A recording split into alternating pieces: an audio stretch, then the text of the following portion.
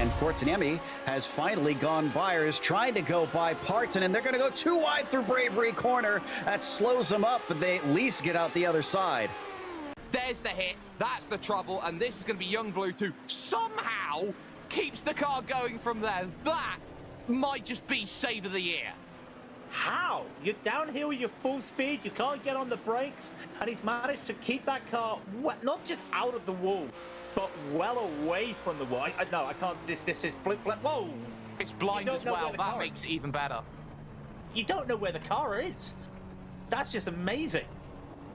23 gets the green flag, and he's definitely going to be the first down to the first corner, but will he be the first off of it? A little bit of an approach from third place. Oh, no. Wow. Clear around the outside. Wow. Where did Money come from? He's got the lead away from everybody, and oh, they've got a big wreck behind them as a few cars get collected. Gandour, Hederman, both involved. Breaking into the start. Oh, no.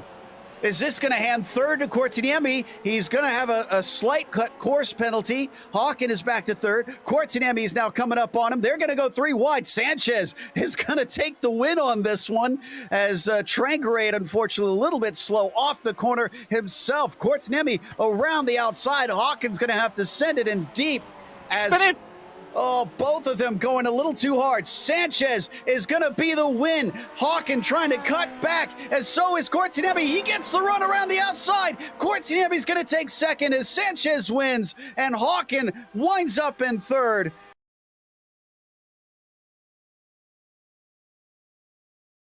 Good morning, everyone. I'm going to ride around the world. I'm Mick Claridge, and I'm going to ride around the world on my bike. My son, he gave me advice at the start of this ride, and he looked at me and just said, "Dad, don't be a moron." Let me do my animal signal to gain their respect.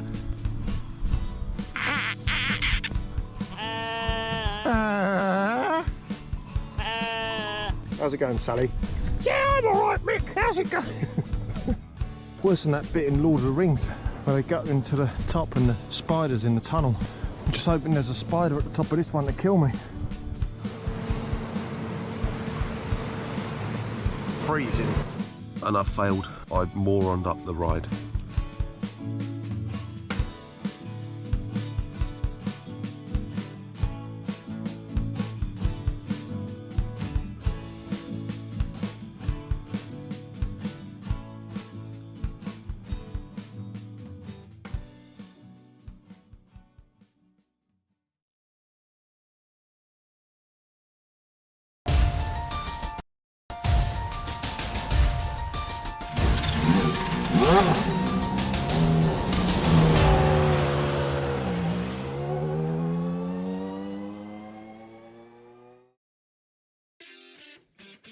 It doesn't get much closer than 14 points.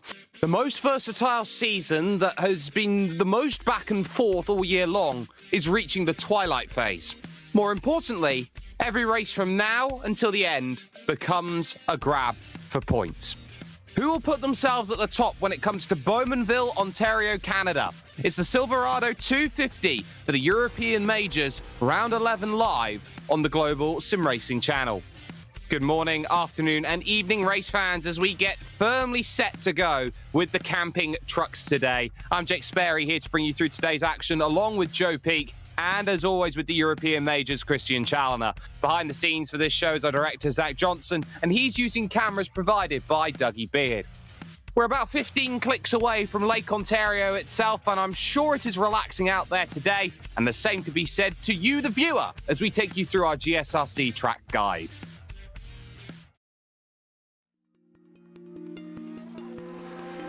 Welcome to Canadian Tire Motorsports Park, or as most fans know it, Mosport.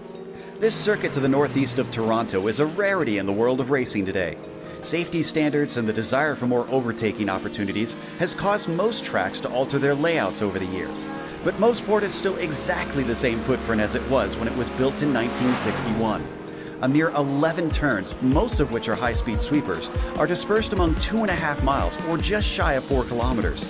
The only alterations to the turns have been to the runoff areas, but otherwise the radii, camber, and elevation changes are all untouched. Because cars have continued to get faster through the passage of time, it's made this place a fearsome beast to tackle. Clayton Corner is particularly notorious. The blind crest and steep plunge combined with incredibly high speeds to create a punishing combination. Without many heavy braking zones, passing is often difficult. And other than using the slipstream up the Mario Andretti straight, the only other option is usually Moss Corner. This double apex hairpin is named after Sir Sterling Moss for his suggestion to redesign it after he saw its initial layout. While the plateau-like middle portion and critical exit onto the backstretch certainly give it plenty of character, the heavy compression at the bottom of the hill that causes a frighteningly short braking zone makes this one not for the faint of heart. Formula One, USAC, and IMSA have all taken their turns here, but recently NASCAR has joined the fray by holding a round for the Truck Series. Old school fans can rejoice for the enduring popularity of this bastion of untouched tarmac, but any motorsports enthusiast can't help but smile at the thrill most sport continues to provide.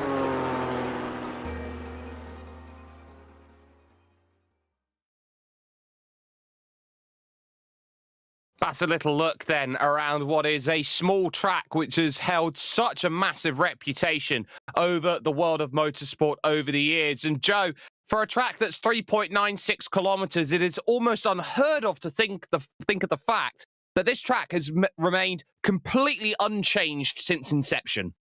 Yeah, it's extremely rare in today's age, especially from a track that was built in the 50s and 60s, that they haven't added chicanes or changed the layout or anything. This is what you saw when it was built. Now, for the trucks, that's going to be interesting because it's a lot of long sweepers as they used to have in a lot of the old school tracks. So this truck tends to not like the super slow corners anyway, so you think it would thrive here.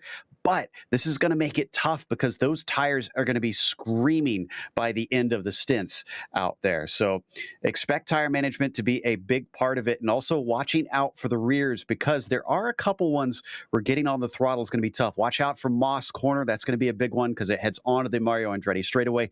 Anybody who doesn't have that rear grip is going to be suffering out of there. And then places like White's Corner leading to the finish line. It's a very short straight to there, so you probably won't get jumped unless you have an absolutely abhorrent run out of that corner. But regardless, those are going to be the major sticking points, I think, that this track will bring up for what is not a vehicle that's particularly made for it. No, I'd certainly agree, but it's certainly a vehicle that has been racing around here from time to time. But Christian, we've been keeping an eye on this championship battle, and we think today might be a free kick for certain drivers in this championship fight today. Yeah, absolutely. So obviously the story of the season so far has been Sean Campbell versus Dallas Pataska for that top spot. But, you know, combination that is very, very favorable to Pataska. He's looked one of, if not the fastest drivers in practice across all regions. He's really dialed in. And even better for him, Campbell isn't even racing. So it's almost certain that we're going to see this 14-point advantage swing substantially the opposite way, and that Pataska is going to come away as the round winner and the championship leader. But as we've seen previously in the series, it's not always gone Pataska's way, so I'm not going to call that one just too quickly. But then we got Ross Banfield. He's in a pretty nice spot there. He's 144 points back from the lead, but he's got a 100-point-ish advantage over Trevor Vorovsky in fourth. So I think he's pretty set for that third spot to round out the season. And then Vorovsky's got about a 40-ish point advantage over Melneritz in fifth here in the pro standings. But we also have the Sportsman Championship, which has a fairly big spread in points, I think it's fair to say, between first and second. Brian Boomsma has got a 136-point lead over Garen Batten. Batten, we see, always does a ton of laps in practice. I believe he's done over 500 laps here today, so he does put in the work. They're all part of this NRG Racing ES team for the top three here, himself, Boomsma, Swallow. But I think Boomsma's just got the advantage here to round out the season. It is a tighter battle for that second spot, though. Swallow, he's about 30 points back. And then we've got Alexander Vengat. He's 176 off the lead, but just 11 out of that third spot. He's got a chance there. And then fifth place, Daniel Holmer. He's got a little bit of a buffer back to sixth over Edward Shelley. But that's where we sit for the Sportsman standings. And now we move over to the Legends, where the gap just keeps on growing. So David H. Baker, is the only Legends driver who's actually done a substantial number of rounds so far this season. So he has a 764-point advantage over Mark Redford. He's 1,000 points clear of Mario Shiro there in third spot, with Amando Galina and Thomas Geisler rounding out the only 5 drivers we have in Legends. But we do also have a Legends Sport category, and that's being led by Hack and Shot. And this is a much closer championship. We've got 36 points here between himself and Jambroni. It is, an advantage at this point of the season, but that can turn around. It's about double to almost triple what we see in the pro standings.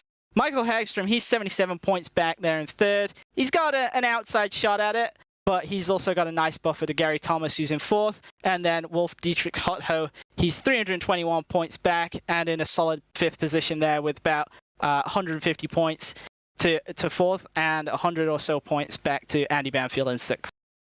So some good battling there in Legends Sports with Håkan Schott out there in front. But when it comes to the team, Satellite Racing have slowly managed to build that gap, but it absolutely came crashing down last time out, where it really favored the Grizzly TFR teams, the Le Mans and Daytona. The Le Mans team now down within 200 points of Satellite Racing. That'll be an interesting battle to chase that gap back down over the course of the rest of the season. Apex Tech Pro, they find themselves in fourth in a 4-car fight. They do have Chris Barrett here today with Team Mad in a fight in fifth, along with Udox Oliver in sixth position. RSR by Butt Kicker find themselves in seventh, about 600 points back of that, with Leo Racing Team in eighth, Sapphire Sim Sport in ninth, and the NSH Racing Team rounding out the top 10 overall, just 301 points scored for them. In sport team standings, well, it can't get much closer between NRG and Bright. They have been trading back and forth the lead in sport team standings. The gap is just 5 points coming into today, 5,724 to 5,719.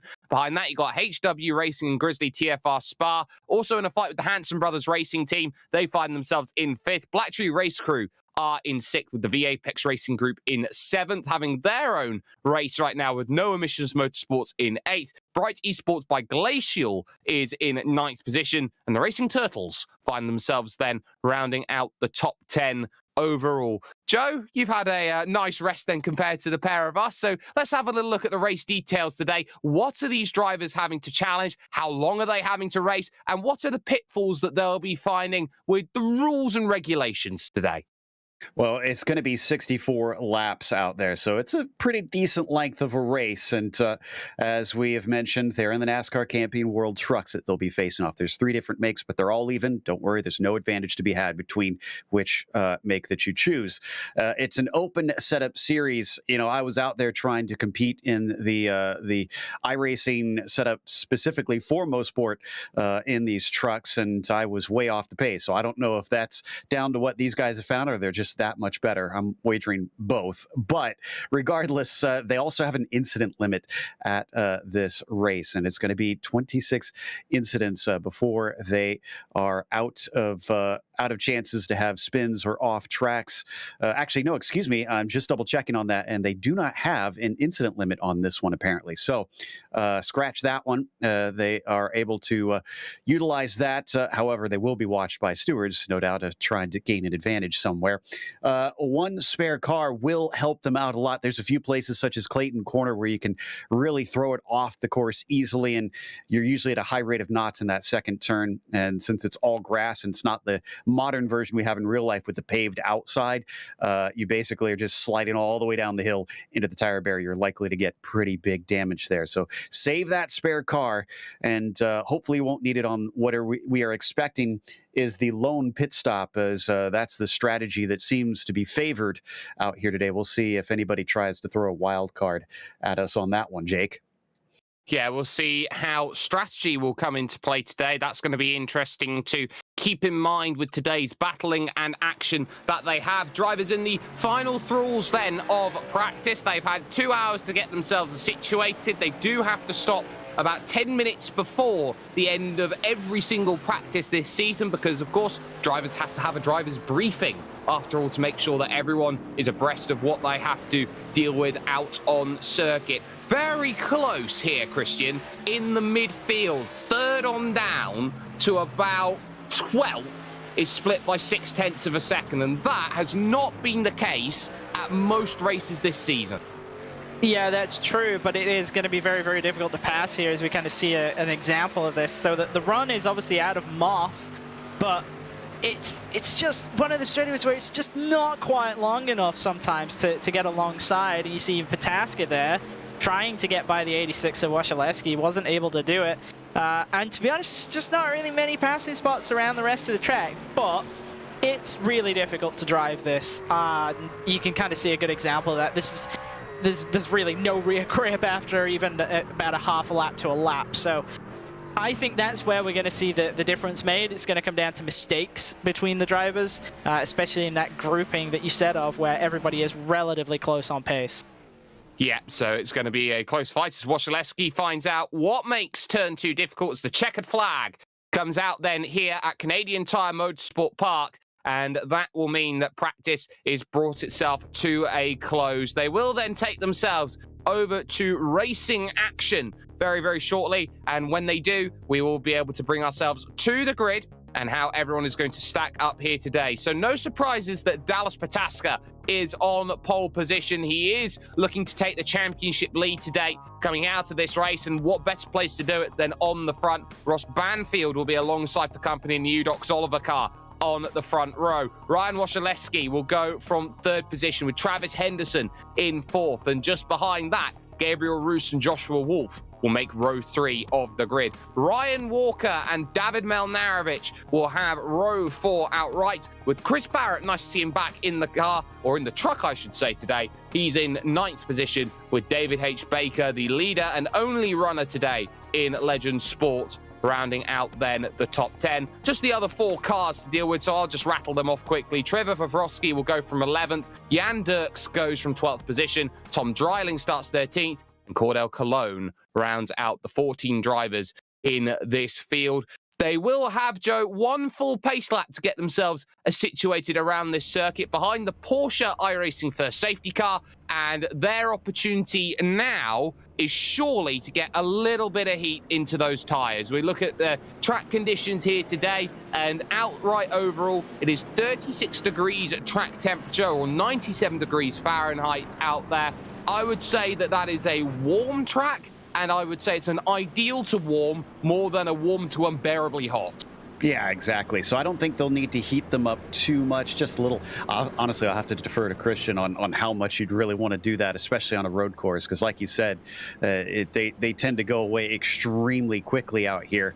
So if anything, it'll be more about just kind of tiptoeing your way around and not trying to spin them up on the initial start, at least if it was me out there. If anything, the other thing too is surviving this first lap, Jake. I'd say trying to stay out of trouble, especially down through Clayton, where they're probably still going to be a lot of 2-wide racing on this first lap, is going to be key to try and get yourself to a good position just to get to the checkered flag.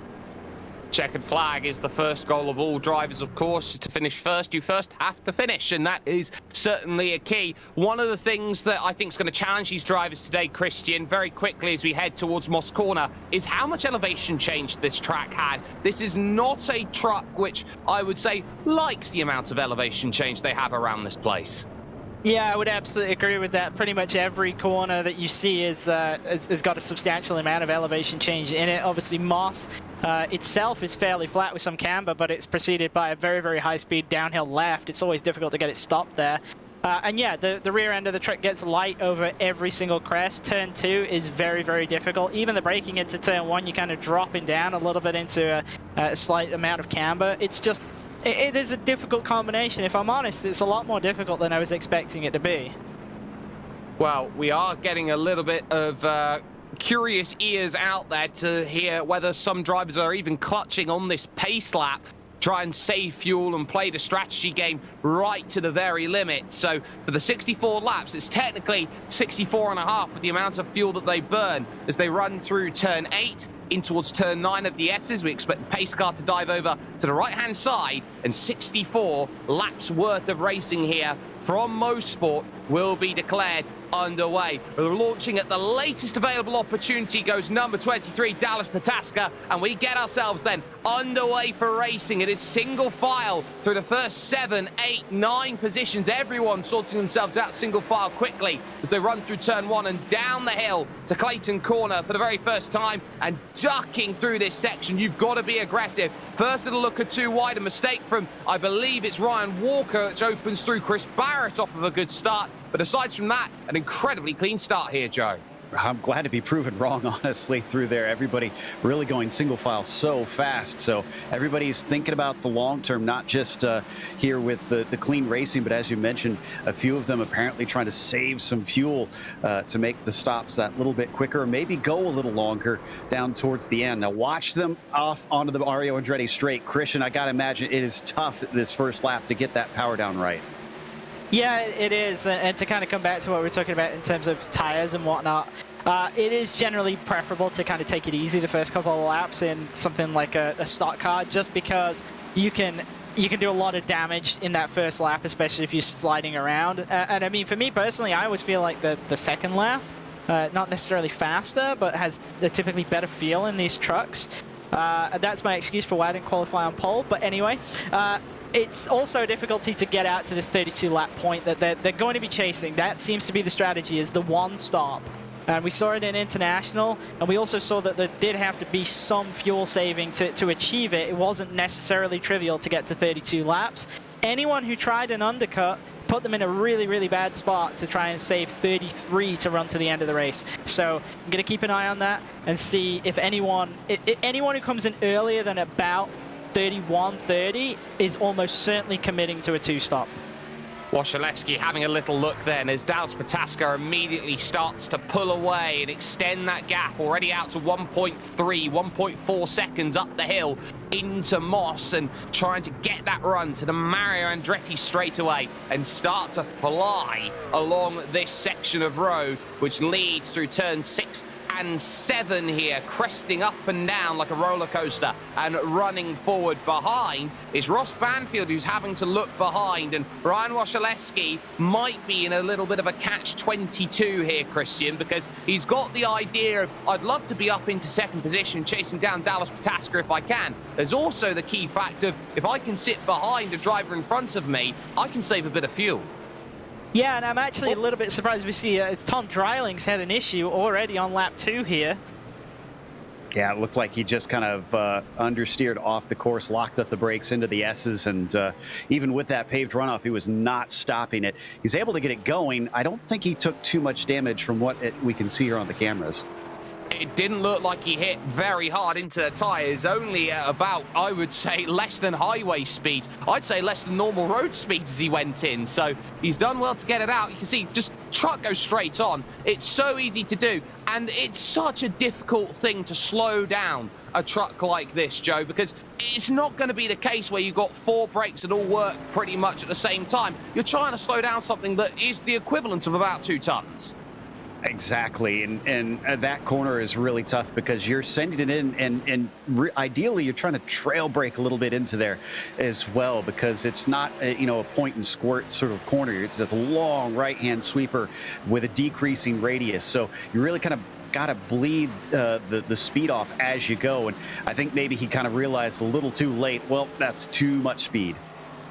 Yeah, it's very easy to do, and as they go through 8, 9, and 10 again, it is starting to open up. Great battle for 4th all over the back of Travis Henderson is Gabriel Roos trying to open up an opportunity as Pataska sets the fast lap of the race, and we like to call that going purple here when it comes to the Global Sim Racing channel, but Gabriel Roos is certainly searching for it. He's looking at turn 8, turn 9, turn 10. It's the sort of section of road, Christian, where if you can get alongside, you can easily fight for 3 or 4 corners. Yeah, you absolutely can. It's just a huge time cost to do it. And as kind of we talked about a little bit earlier, is that passing is looking quite difficult. We've got Wasilewski's all over the back and Banfield up ahead. Gabriel Roos all over the back and Travis Anderson. Nobody has really been able to get alongside and commit to a pass yet. And it's kind of creating these groups of 2 cars around the track so far. Roos has actually got to the inside coming out of Moss, but no drive off there, and that's the problem. Now he's basically given up the chance for at least another lap.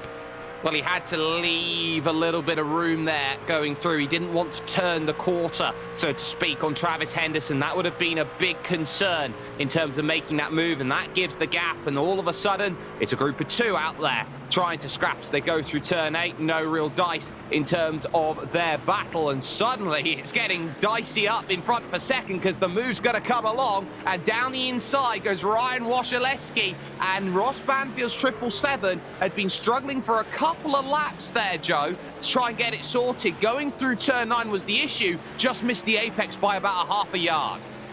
Yeah, and that sequence of corners really feeds into one another. So you mess up one, and you're probably going to mess up every one that follows it because you're off the line. And I think Wash knew that, so he figured, like you said, it's so hard to pass. You got to pounce when the door opens. You can't try and second guess it.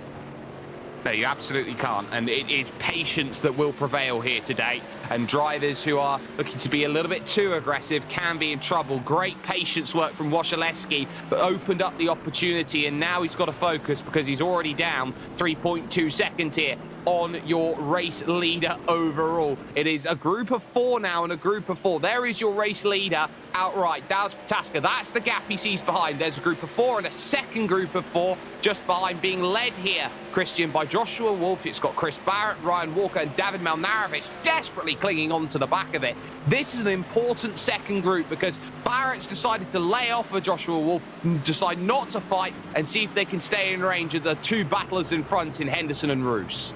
Yeah, and I think there's a little bit of cars out of position here. It looks like Barrett qualified lower than he would have thought, and there's been a bit of a door handle given up further ahead, it seems. Gabriel Roos is through into that 4th spot. Oh, my goodness me. Roos was carrying so much speed. In fact, he unsettled him. He completely unsettled him through the corner. That there, Joe, was effectively the most American-style truck racing pass I think I've seen. I think we do need to have a good GSRC replay at it. Yeah, he got the back of him. The bump and run is maybe a little bit different here, not as desired or not as good of an idea. Thankfully, didn't look like the 2016 race where we had an intentional slam for the win. But as you watch, yeah, he's just going to get the tailgate there, and that was enough. I don't think it was intentional. I think he just did not anticipate the difference in speed because, like I said, he was trying to get that car onto the racing line. He was just a little bit off, and that slowed him up on the exit. Yeah, it did slow him up a little bit, so it did manage to find the move and find it sorted. So a very good pass then in the early stages. 3.7 seconds now the gap, and we're only on lap 6 of this race at the moment, so there's a long way to go. Second position, Ryan Wasilewski. Ross Banfield currently in 3rd, still holding on, but slowly being dropped by this group at this point in time. A battle really is opening up at around Chris Barrett, though, at this moment. You can see the 3-car train, or the 3-truck train, I should say, going through, as Joshua Wolf is holding on very nicely in his Silverado right now here, Joe, but behind him, he's got 2 Tundras trying to find a way by. Yeah, Barrett and Walker here are in a good position.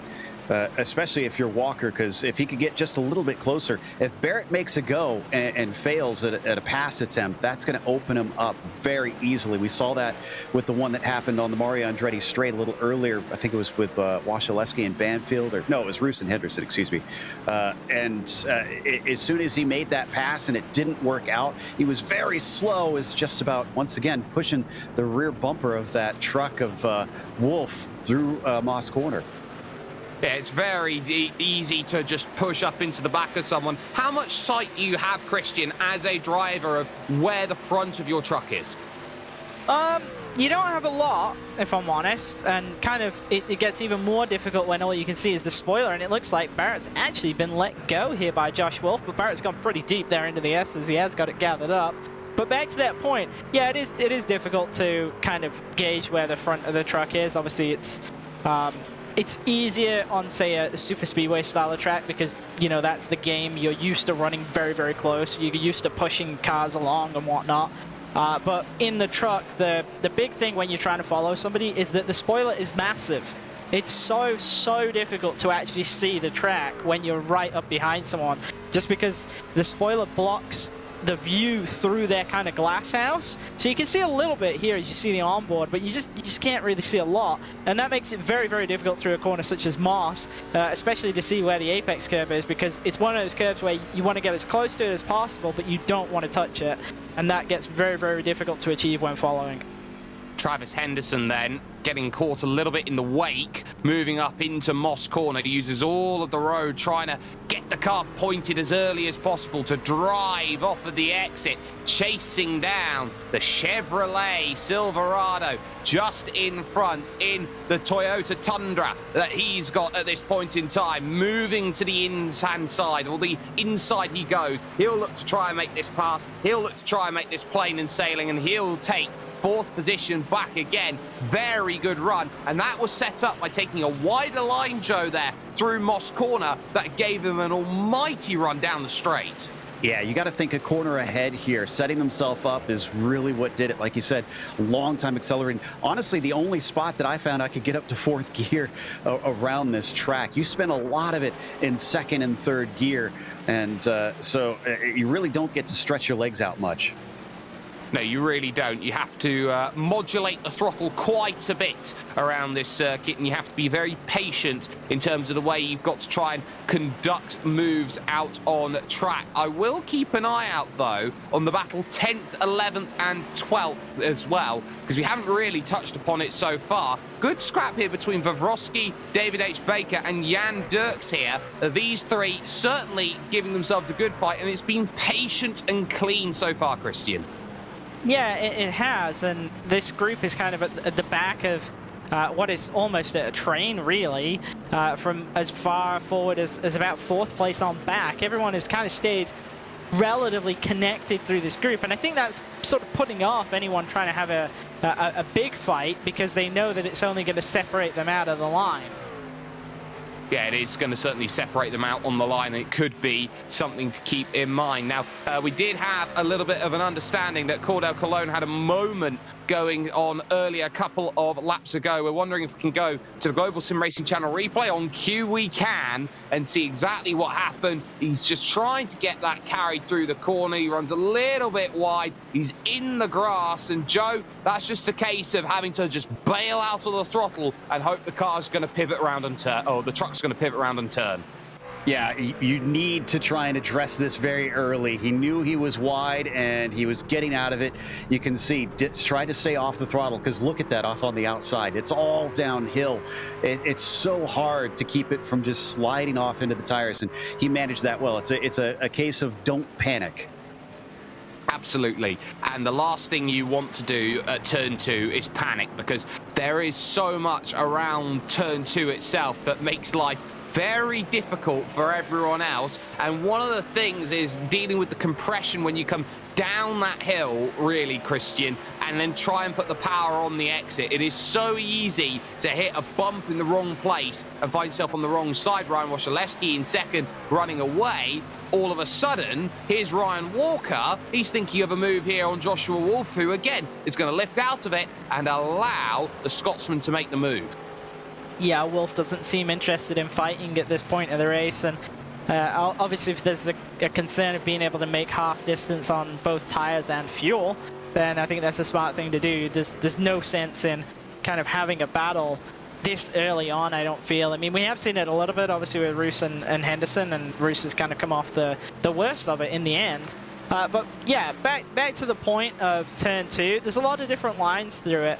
And it's kind of a bit driver preference, you know. I like to run it really, really close to the inside. I just like the margin it gives me. It lets me open the steering out more on the exit.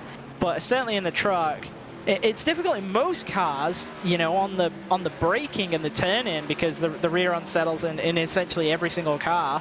But in the truck, that's you know, that's a really bad thing to have happen, because it's such a difficult thing to get gathered up when the rear does start to slide. Chevrolet, Toyota or Ford, which one's your preference, Christian? I'm running the Ford today. To be honest, don't really have much preference with the trucks. I used to like the Tundra a lot more, but I'm not a great fan of this new body style on the Tundra, if I'm honest. Well, there you have it. I can confirm in this field there are 2 Fords being run here today. So there's 2 Fords, and then the rest is a fight between Chevrolet and Toyota out there overall as second and third positions. Ryan Wasilewski currently in second, Ross Banfield in third. That gap has opened up over the last couple of laps, but it has just come down on this lap. A 22.2 from Ryan Wasilewski, a 21.9 from Ross Banfield brings the gap back down to 1.5 seconds here, Joe. So sometimes it takes a couple laps just to effectively fall out of favour, get a bit of air, and then you can build a couple laps to get back into range again. And maybe Ross Banfield's taken a couple laps to go and try and attack to get back into range at this point of the race. Yeah, but to give a sense of the pace of our leader compared to these two, he's running low 21s right now. In fact, one of his slowest last lap was a 21.4. That's his slowest. His fastest lap is 0.8 of a second quicker than anybody else's fastest lap. This has basically just been the Dallas-Pataska show. Well, Dallas knows what he's doing, and he's putting on a prime-time showing at this point in time. Wasilewski then, lap 12 of 64, looking to try and maintain that gap in second position to Ross Banfield just behind in position number 3. But this does also beg a different question, and that one, Christian, is whether Dallas-Pataska is able to do these sorts of times while still being able to get the same amount of mileage out of the tank as everybody else. Yeah, and unfortunately, I know the answer to that, and it's that yes, he can. He's fully planning on doing a one-stopper for this race, so even if he does have to save a little bit, he seemed quite confident he was going to be able to make it. It sounds like some drivers just aren't fair, and Dallas-Pataska, I think, is driving in his own world at this point in time. Still, we've got great racing in the middle of the pack, and suddenly starting to close back up to Joshua Wolf, who's been very passive in this race, is the 69 teammate of his, David Melnarovic, Joe. Yeah, and that battle currently about half a second apart. Wolf just, man, I don't know if he can't quite make the mileage like we were just talking about, and that's what's causing him to struggle, or if it's the tires or what, but the car just been slipping farther and farther backwards, that's for sure. But David in the 69 is definitely quickly approaching him. I have to laugh because I was thinking the same thing as you, Jake, that you know, surely from the commentator's perspective, there's some drama there in Dallas. And Christian, from the engineering perspective, is like, no, it's sorry, burst your bubble. Yeah, it happens, doesn't it? You just try and find everything to hinge something on. It's not quite there. Ryan Walker is looking at Chris Barrett just in front of this battle as well. So it is still close in the fight for 6th and 7th positions out there. The Apex Tech car or truck, the Toyota Tundra, just in front, and then Ryan Walker just behind in his own Toyota Tundra is trying to give chase to that. So you've got all these small little battles, but this is effectively where you settle down, Christian, and you make that bank, essentially. You're coming up towards the middle of the stint. Lap 16 will be halfway on this first stint, and you just want the easy laps as a driver, don't you? You just want to sit down and be able to just put a clean lap after a clean lap after a clean lap in on the board. Yeah, this is kind of the point of the run where everything's sort of leveled off. You know, you're through the first 10 laps, which is honestly where the majority of the tire drop-off tends to happen. You're in the most stable part of the run. You're just trying to figure out, okay, who am I racing? What's the deal? Can I make my strategy number? And that's kind of the nicest part of the race, I would say. Well, maybe the second stint, when you kind of all filled it out, because even if everyone pits together, we always see some field spread around pit stops. You see a couple of mistakes, a little bit of variance in strategy and whatnot, and that tends to string everyone out a bit. But yeah, this is kind of the nice part of the run. And just to come back to the thing on the fuel strategy and how we're thinking that Pataska might be a little short. So this is something that I've noticed, which, you know, is a really miserable thing when you're actually not fast enough to win. But I've noticed that when I'm running quicker, I'll often actually have better fuel mileage, which sounds absurd, but when you think about it, it kind of makes sense, because if you're going faster, it means that kind of everything's better aligned. You're wasting less fuel just accelerating the car. You know, you can roll more speed and momentum and whatnot. So it's kind of a weird thing to think, but yeah, typically the faster the car, or in this case the truck is, actually the better the fuel mileage you can get. I wonder if we can get a replay of the 50 of Cordell Cologne, because he has just pulled an almighty save and nearly thrown the car in the barriers at turn 3 at Clayton's corner. So he gets a wiggle coming on the bottom of 2, big fishtail through 3, and then has to get the tail out to avoid the barriers there at turn 3 at Quebec corner. That is an incredible save, Joe. Oof, man, Canada drift out there. Yeah, through Quebec, that's another corner that doesn't have a lot of runoff, just the touch of the grass. And again, fantastic of him to not panic and do anything silly. He just did exactly what he needed to do. Almost, man, it's in Canada. Maybe he just threw out some maple syrup and made it sticky enough that he's able to pull away with that one. Well, sometimes you've got to make sure that you're getting that one stopped. And, well, he pulled out the grease trap from underneath, clearly, and made sure that one was getting stopped absolutely fantastically. So, some great racing action there from the number 50, currently piloting around in 13th position, still ahead by about 30 seconds, 20 to 30 seconds over Tom Dreiling at this point in time. So still holds that margin and is doing a good job of consolidating that 13th position, which clearly today is lucky for some at this moment in time. Getting a lot closer in the scrap now for 6th and 7th position. And as we say that, there goes Cologne again, Christian.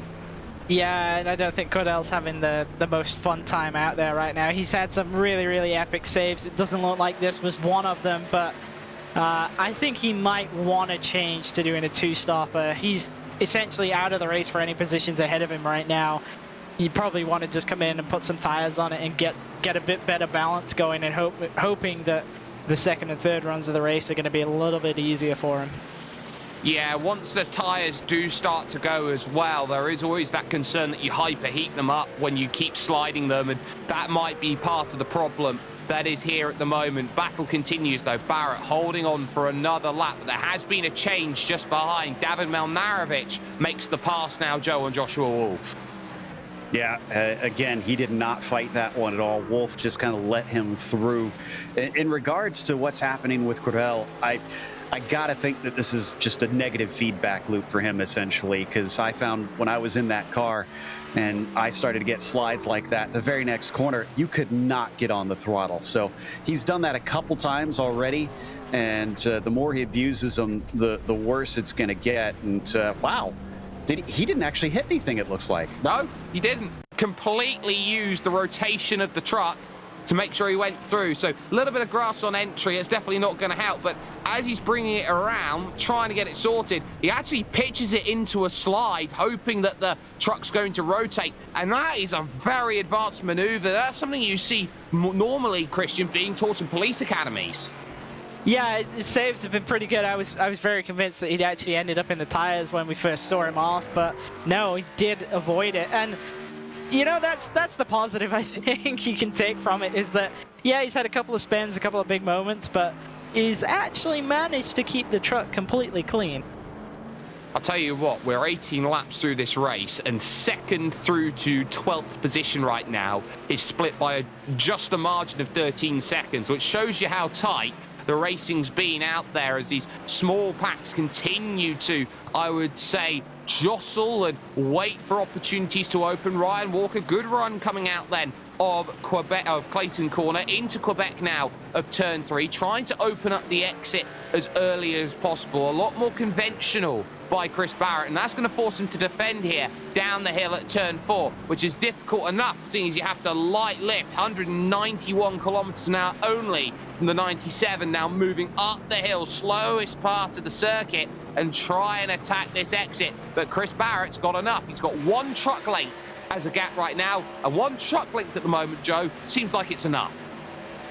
Yeah, and Ryan's a smart driver, so I'm pretty sure he's going to look for just the right time here. He's not going to do anything silly as they come up to the S's. You can see him looking, but yeah, that's not nearly close enough. So he knows he's not going to make a real attempt, but he is going to try and get in the mirrors of Chris to see if he can just distract them. With this being the pro split, that'll be a little bit hard to do in most cases, but that's something that you got to use that psychological advantage when you can. Just give that little bit of doubt in their minds, because sometimes you can maybe open a crack in the armor that way and get that opening that you've been looking for.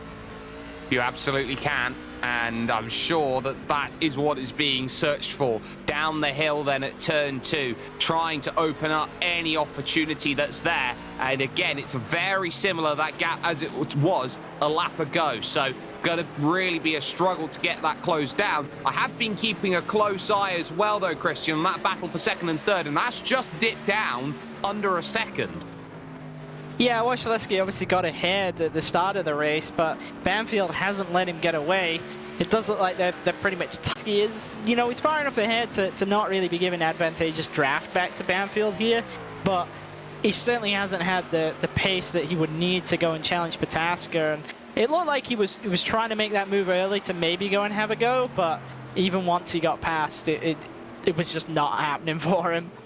Oh, speak of, move down the inside. Ryan Walker getting the move done then on Chris Barrett. 97 moves up to 6th position, a gain of +1. Chris Barrett was your biggest mover in the field. He was up 3 spots in the race. He is still your biggest mover in the race. He is up 2 spots in this race, but now he's going to have to do so from the view of watching a Toyota Tundra in front and try and use the pace of Ryan Walker here, Joe, to claw up to Gabriel Roos. That gap about 1.8 seconds. Yeah, that's a real testament to just how tough it is to pass, that our hardest charger has 2 spots out here. I am curious, since we are starting to see some drivers really come into it this late in the stint, Christian. We often talk about in the ovals with the trucks and the stock cars about being good on the long run or the short run. Does that play in as well in the roadside with these trucks? Can you have one that's better in the long term? Yeah, you absolutely can have that. And obviously, the kind of the go-to thing to gain a bit of speed is to put more front camber in it. The rear camber limit's negative 1.9, so basically everybody's going to be running at that. But the front is very, very open. As we see another car off, is that Cordell again? Yes, it is. Looks again. Like he's had the moment of turn 1 this time. Yeah, but again, the truck looks clean.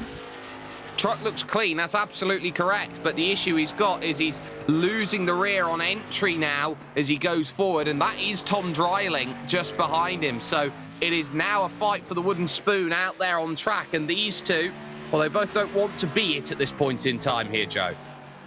Yeah, Cordell's Motorsport bingo has 1, 2, and 3 squares marked. Now he just needs to get the rest of the 11. I don't think he really wants to, but yeah, it seems like you've been having trouble if the only other car that we've seen have major problems is already catching back up to, and we're certain that Tom didn't get away completely clean because he ran into the wall. So yes, it looked okay-ish, but the car has to have something that's slowing him down slightly. Cordell's been having a heck of a time. He certainly has, and it's not been easy by any stretch of the imagination. They're not a million miles away from the first bit of black down territory. Your race leader, Dallas Pataska, will be encroaching on them soon, and that difference is only going to be, I would say right now, about 7 or 8 seconds, and there is Cologne off the road again, this time the final corner. He gets it wrong, and he's just going to let through Tom Dreiling, wants nothing of it, no confidence in the car, and that is trouble. Speaking of trouble, Gabriel Roos in a bit of trouble. He's about to lose a spot. Ryan Walker diving down the inside. Now, Gabriel Roos, he was absolutely home and dry and fine a couple laps ago. All of a sudden, his pace seems to have just evaporated, Christian. Yeah, and I don't think that this is necessarily set up. I think this is more just down to the approach at the beginning of the race. Obviously, we saw Walker made a bit of a mistake on lap 1, lost a couple of positions, but then was, you know, really calm and collected about it and just sort of drove his own race from that point on, didn't really fight with anyone. Whereas we saw Gabriel Roos, he was up having that battle with Henderson, sliding the truck around a lot, and that's what I was talking about, where you want to take it easy at the beginning, because it really does start to pay off late in the run. I think these two trucks are on the same or very similar setup, which is why I don't think it's a setup related issue as to why Roos is going backwards. I think he just overworked the truck early on. Could very easily be the case then as they run up the hill to Moss Corner, up and plateau. Slight dip down the hill as you look to try and push forward. That's why a lot of drivers find that spin over to the insides, because they're putting the power on down the hill, and it's very easy for the truck to just pivot down to that inside. Still though, Gabriel Roos will be looking to try and rebound at this point in time, knowing that Chris Barrett's behind, and Cordell Cologne does in fact here, Joe, look to pivot to a two-stop strategy. 22, probably 44, and then 64. So 22, 22, and 20 might be on the cards. Yeah, somewhere around there. It just have to get into that range. He missed his pit stall on top of things.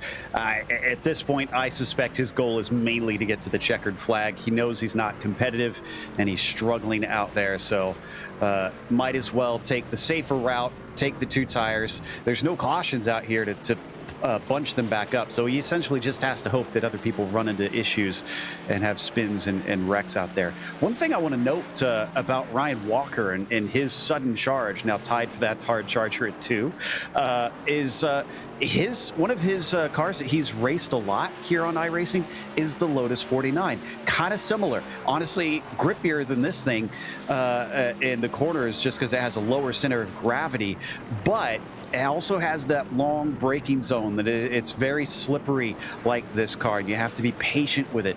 I feel like that experience is definitely allowing him to shine here today. I would certainly say so as well, and whatever relatable experience you can gather, Christian, out there in a series like this where you are driving a different car every single time you go out there and you try and race in this championship, it's all about relatable experience. And how important has it been for you to get relatable experience in other machinery that helps you pivot, learn, and understand the machinery you have to go and race on week?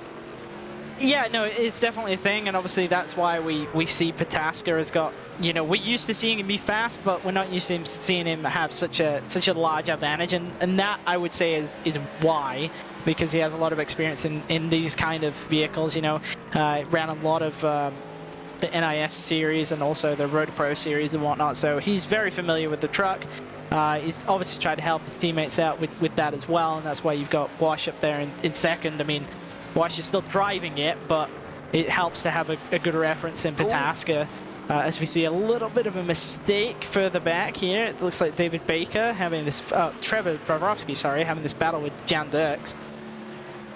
Well, a great fight this is at the moment as they exit Quebec corner, go down the hill through turn 4 and look for that uphill braking zone behind. Full drift spec from Cordell Cologne. Old tyres, new tyres, it doesn't matter. He's going sideways as he goes every through, and he's going to take the full sideways route and go around with a little bit of an endo into the wall as well, Joe. He didn't get away completely clean. He finally hit the wall. But again, it was just a small little doink, and he was on his way.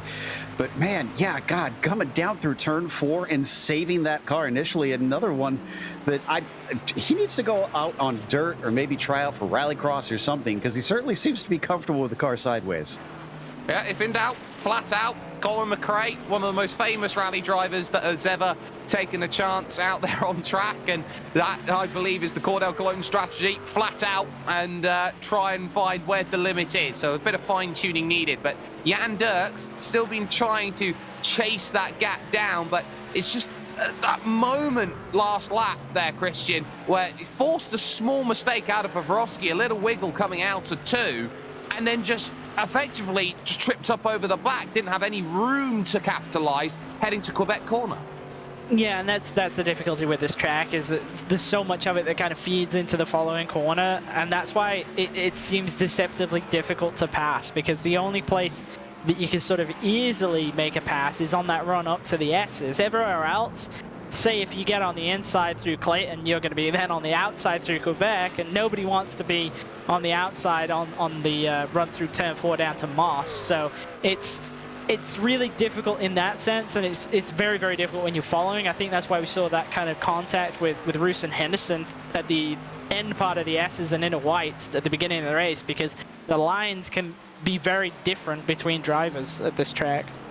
It certainly can, and that good battle going on then for 11th and 12th can be usurped right now by the battle going on for 2nd and 3rd. Ross Banfield has had 2 fantastic laps in a row, and he's managed to claw right back up to number 86, Ryan Wasilewski, and this is very, very important right now in the grand context of things for this race, because you consider when it comes to Ross Banfield and how he's been looking to try and score points. He's currently 3rd in the championship right now. He's 144 points back. He's doing a wonderful job. Ryan Wasilewski, completely outside the top 10, has joined in, is looking to try and get as many points as possible, Joe, to win a race. That's his plan, just to try and effectively stage hunt at this point in time. Ross Banfield, he's thinking about securing that 3rd place overall. Other thing I'm wondering about is, when did Wash get the scrape on the right-hand side of the car? Did we see that earlier? Because I'm not sure where he hit something or someone hard enough that happened. You see the left side's completely clean, so I don't think it's some sort of curb strike or anything. No, that is really weird, and there's a bit of smoke down there at the final corner, which certainly wouldn't have been too helpful as they went on through. So that looks like number 11, Tom Dreiling, then putting up a little bit of the smoke signal just in front of them as he slid through. But if there has been a little bit of a nick, you know, the only place I can think, if it hasn't cost any time, is somewhere on the inside of one of these corners. Maybe he's taking a little bit too much. Aside from that, Christian, I wouldn't quite know where you'd have that little hit. And moving through, you can see Ross Banfield, he is pretty much balled up, ready to spring like a jack-in-a-box to make this pass. Yeah, I'm wondering if it came from this run down through turn 4. You see he's using that kind of guttering on the inside.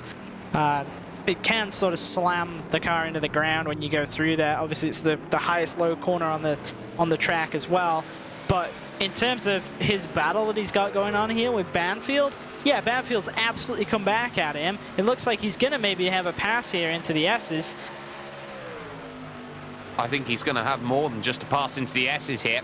I think he's going to get 2nd position for his troubles as well. A lot earlier on the brakes goes Wasilewski, and Banfield gets it turned in and pivoted, and he will regain this 2nd position. And all of this happening as well, mind you here, Joe, in a place where we are 5 laps away from the halfway stage of this race. So all of a sudden, this race now becomes a case of track position might be important when it comes down to a very, very narrow pit entry. Exactly, and maybe I'm getting too clever for my own good here, but I am starting to think, okay, we're close to the pit window. If I have the fuel or think I'm making the fuel numbers to go a little early, can I maybe use the undercut to try and jump somebody? Because like we've been saying, passing is so hard here, and getting that track position could be important. But I feel silly having to do this, but I almost have to defer to Christian, because I know the commentary side. Christian is definitely a lot smarter than me when it comes to those sort of things. Yeah, you can go for the undercut, but as we talked about earlier, that the fuel is fairly marginal for this 32-lap run. So if you go for it, you are committing to having to save in that last run, which, you know, is actually okay the first couple of laps, because you don't want to be pushing it hard.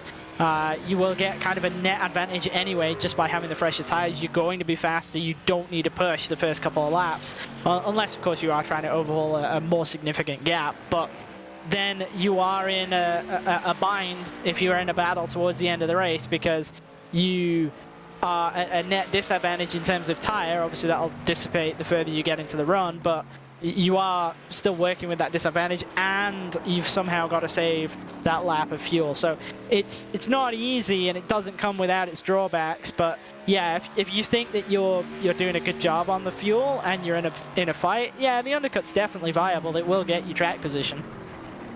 19.3 seconds, the leading margin for Dallas Pataska, and a lot of fans often, sometimes, Christian, can't quite correlate what 19 seconds means on a track.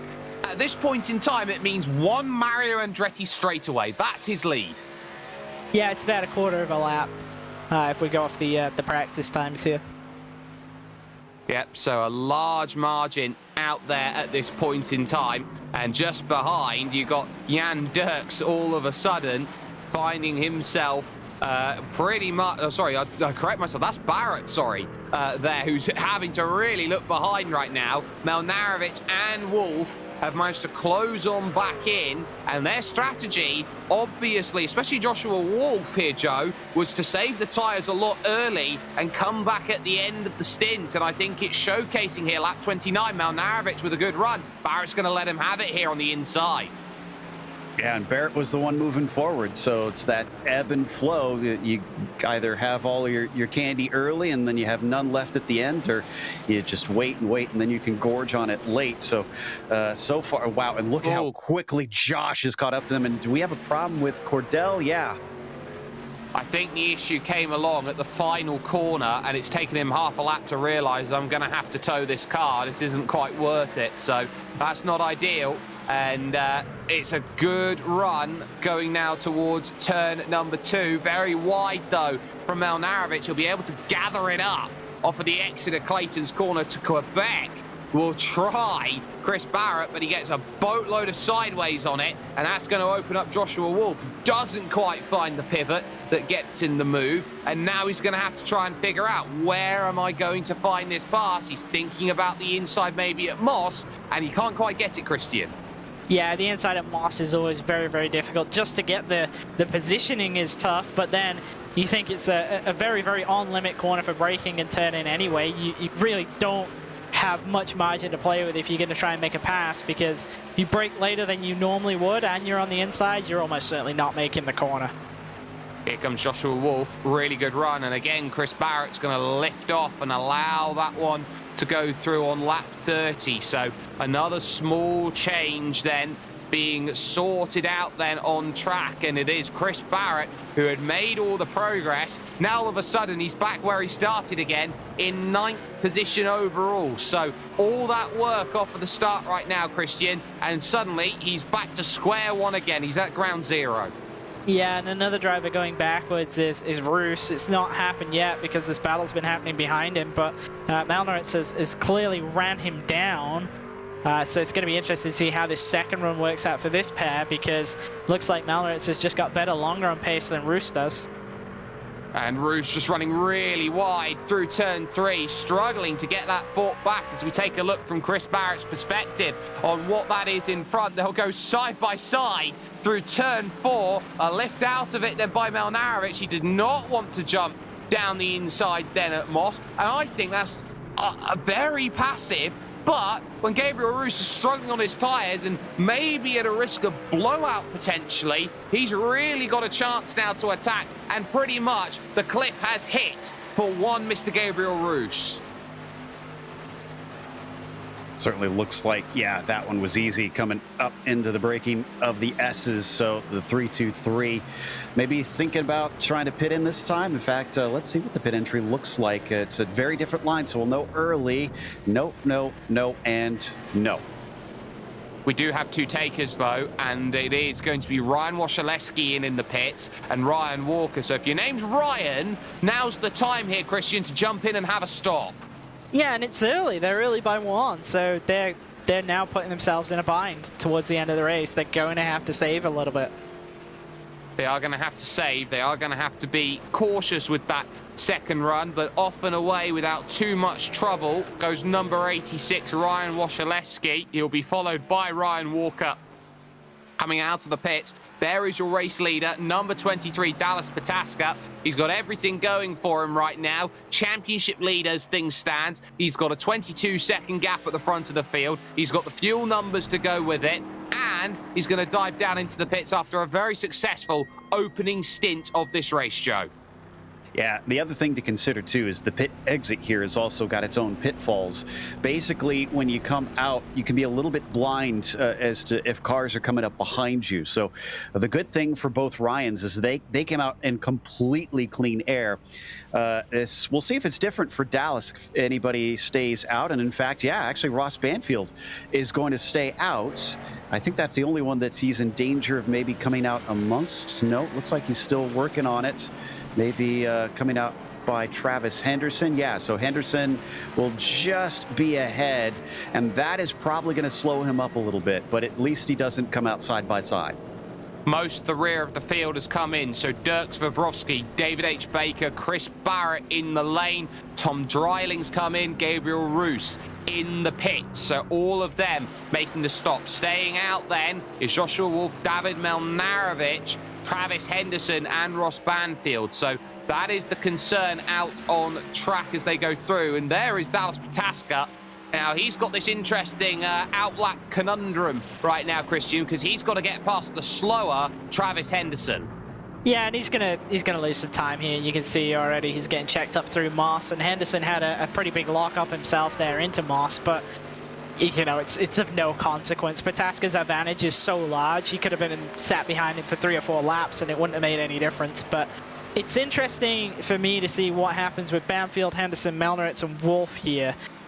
Because they are going to lose track position, but they will be better towards the end of the run, and they're all cars that already looked better on the long run pace than the ones around them. Lap 34 for Travis Henderson as he stays out even longer in this field. Ross Banfield has jumped into the pits then from the race lead, done a 33 lap stint to start, so we'll have a 31 lap stint to go in. Melnarovic and Wolf will both dive in. So Travis Henderson, I believe, has been the fuel whisperer of this race. He's done well. Question now, eyes on 86. Where's he going to come out in comparison to Ross Banfield? The answer is he's going to fly by turn 1 right now. And Ross Banfield here, Joe, is going to be behind by a good 2 to 3 seconds. Yeah, Wash has really used this to great effect here, and that's a perfect illustration of what we've been talking about with the undercut. For those that don't understand what we mean, essentially, the cars that pit earlier put fresh rubber on, and they're able to run faster laps while their competitors are on the old tires. So that's why they're able to jump them. This is a strategy used in all kinds of road racing, and even in oval racing too, although with very different pitfalls. Very different pitfalls. And speaking of them, there was side-by-side coming out of the pits between Melnarovic and Gabriel Roos. Roos has lost out and will have to stay behind. So the overcut then working wonderfully for David Melnarovic, able to keep himself ahead of Gabriel Roos. And it has split up Josh Wolf then in terms of that scrap. So some good work. And then into the pits will come Travis Henderson, the last taker into the lane with 30 laps to go as Dallas Pataska sets the fastest lap, a 1:20.056, Christian. Yeah, and it's a little bit surprising to me that Henderson has gone as long as he has. I don't think that this is really any advantage to him, but I guess he just really, really wanted the fresh tires towards the end of the race. He's going to be a big loser in terms of track position. But one person who has had a pretty amazing pit cycle there, it's got to be Melneritz, because he went longer than Roos and came out ahead. So from my perspective, that's a sealed deal there. Roos has got no fight back now. He's on worse tires. He had worse long run performance in the first part of the race. I fully expect Melneritz is just going to drive away from him now. Speaking of drivers who need a fight back, Chris Barrett, very important to have a talk about what's happened to him. And Joe, you had eyes on it. Yeah, he just about got into the wall on the outside of Clayton. I'm not sure if we got the replay. Here it is. And this is maybe about a foot to spare in the end. This is what I keep talking about. Look at the car just keep going and going and going. And this is where you're just praying there's enough in it. And somehow he found his way out of it. He somehow manages to drive out. Those tire tracks are going to stay there for a while, though, through the grass. And that's how easy it can go wrong. Down the hill, and that's straight out of the pits as well, so that's cold tires. Exactly. So you got to watch out for that. Yes, you don't want to overheat the tires on the way out, but you also have to be cognizant that this is an F1. They don't have tire warmers on the thing, so you got to take it just a little bit easy on the lateral grip. I think the closest thing to tyre warmer is the fact that it's probably sat next to a space heater or something of that ilk while it's been out there waiting to be put on. So that's probably as close as it's going to get to be warmed up. So you're going to have to do all the work yourself out on track. Melnarovic in 6th position then, holding off Gabriel Roos in 7th place out on track. And speaking of drivers who have been making jumps, that long stint has meant that Travis Henderson is now 5 seconds behind Ryan Walker, who is up 3 spots in this race, up to 4th place. So a lot of change going on. Pataska, Wasilewski, Banfield, Walker, Henderson, your top 5 at this point in time. The battle for 6th then, Christian, on screen. Yeah, Melnitz hasn't actually pulled away from Roos as really as I was expecting him to, but we did see that Roos was stronger early on at the beginning of the race. He's actually getting so close, nearly got into the back of him on the exit of Moss Corner there. To be honest, from Melnitz's perspective, you could actually just let Roos go now if you want for about 5-10 laps. You know that he's pretty much going to come back to you, so why have him hanging around there on the tail end of your truck? It's not helping you out too much. But to add a point about this thing on tire warmers and maybe leaving them out in the sun and whatnot, did either of you two see that there was a real kind of a debate about this with the Australian V8 Supercars series, where they actually banned teams from leaving the tires out in the sun? I had not heard of that. Wow. Every 100th of a second, I suppose, right? Yeah, I feel like it was they said no, you can't leave your tires out in the sun, which I thought was really quite funny. To add to why he went off, I actually don't think it's tire temperature related. So to get some really good long run performance out of these tires, you really want to run them very, very low in terms of air pressure. And for me personally, that means that my truck feels better on lap 2 than it does lap 1. And obviously, lap 1 feels better than the out lap. So I wonder if it's more that, and that they're just very, very low on air, and it's making life a bit difficult for them when they're approaching turn 2 out of the pits. Very much could be that case, and I'm sure that if it comes to teams arguing, sure, teams argue all the time. That's why there's always an argument when it comes to parity as well, when it comes to Australian Touring Car Series out there. But at least for the time being, this is a race for 6th and 7th position that will continue on its scrap. Gabriel Roos, who has definitely got a quick turn of cadence in the opening 5 to 10 laps, and then David Milnarevic, who has an amazing long-run machine that is certainly working its number at this point in time. It is Chevrolet for Gabriel Roos. It is the Ford F-150 then for David Milnarevic. And Joe, probably the most popular truck of all trucks, the F-150. Absolutely. I can attest to that. Over here in the States, you see a lot of those certainly around. But not all that popular out there today. A bit surprising. I guess it just doesn't get used as much in the real truck series. But as the 69 car has got himself the track position, still not giving it up, as we were hearing earlier that Christian's method would be to say, I don't really want to see him in my mirrors. I'd rather just let him be. But he's been holding Gabriel back quite effectively. And, man, you can really see the effects there, Jake, coming off of Moss Corner. Gabriel just dropped like a rock. He has no grip coming off the corner.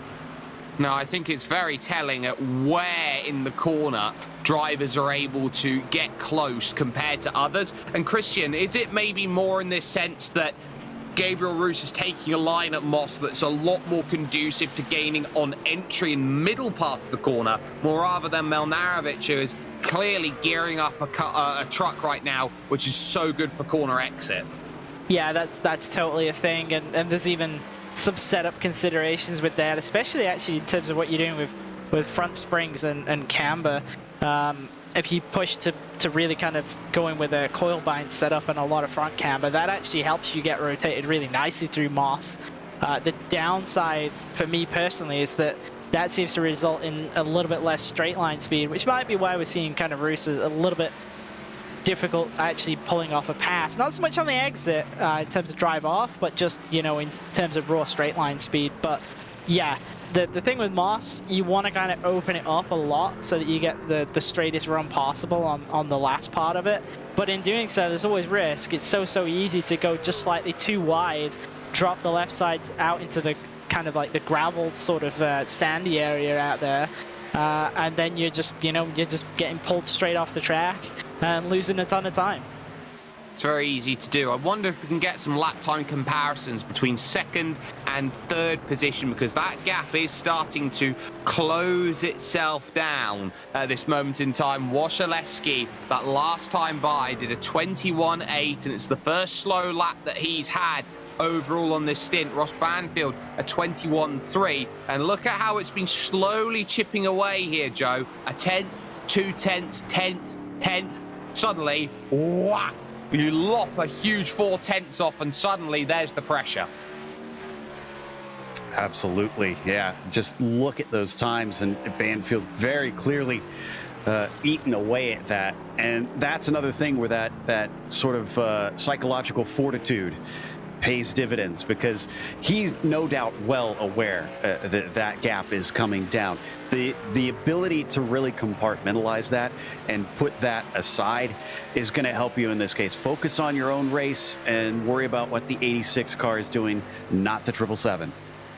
Yeah, and that is the key in terms of this. You can only affect your own race. You can't affect everyone else's at this point in time. The Udox Oliver car is chasing down the 86 of Ryan Wasilewski, and there's not much that Wasilewski can do about it. We'll keep a look on times. They cross the start-finish line at this time to go on to their 41st revolution of the track. A 21.7 from Wasilewski, a 21.5 from Ross Banfield. So they are reaching that tyre degradation, Christian, but that gap is just clawing in, and every time it's a 10th or 2 tenths in favour of car 777. Yeah, Banfield a little bit wide there through turn 2. Now, the other thing of this is, okay, he has the tire advantage, and we know it's going to kind of drop away kind of the longer that they run, though Banfield already kind of looked like he had the better long-run truck in the first run. But anyway, where I'm going with this is that when Banfield catches Wasilewski, it's important to get the move done early. You know, you've got to use the fact that you ran up on him, you're clearly faster, and that you're making that pass right now. Because the longer you sit behind someone, the easier it is for them in their own head to think, hey, I can hold him off. I'm getting less and less laps. He's getting less of an advantage. Yeah, I can ride this out. I can stay ahead of him. And that's what you don't want to have happen if you're Banfield. You want to get there, you want to be assertive, you want to get the pass done, and you want to drive away. You certainly do. And that ability to drive away is going to be the key to this race. You can't guarantee everything out there overall. You just got to do everything you can and a little bit more. So this is now the important phase. We're down to 23 laps to go. You've got to close that gap down. It's under 2 seconds now, as that gap was closed by another 3 tenths on that last lap. And it's just a case of turning the screw. And this is where you really, Joe, make or break a driver. How do you handle closing down a driver? How do you handle being closed down? These are the pressures that essentially everyday people at home, if they want to become better, if they want to be up there fighting in stronger sim races, this is the practice you need. How do you handle this element of a race? Well, I mean, honestly, the simple answer for me is practice.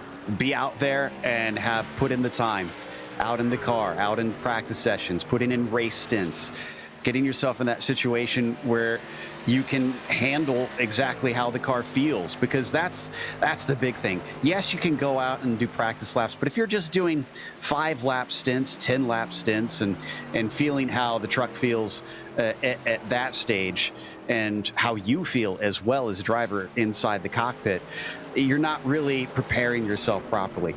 Being out there and doing a full stint and potentially even a full race out in the truck lets you know, okay, this is where I'm sitting at this point. I need to worry about staying focused on this at this stage. The truck's going to be behaving like this. It's the handling is going to do this to me, and my mind is going to be in this place. Am I physically worn out? Am I mentally worn out here?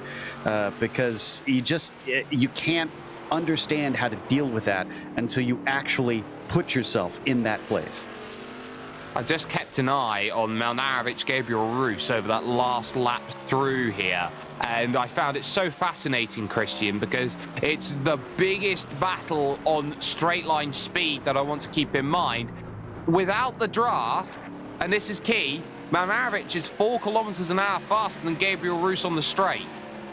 Yeah, I believe that totally, just based on what I suspect is in Gabriel's car versus what's probably in Malnaritz's car, especially in terms of, you know, just sort of chassis setup, springs, and ride heights on this straightaway. It's not so easy to tell here, kind of looking at remotes, but it's very, very obvious that Roos's car is riding higher on the straights. And yeah, I think that's really, really hurting him. And that's the thing, because lap time wise, Task is on the same thing, I think, and it's very, very good.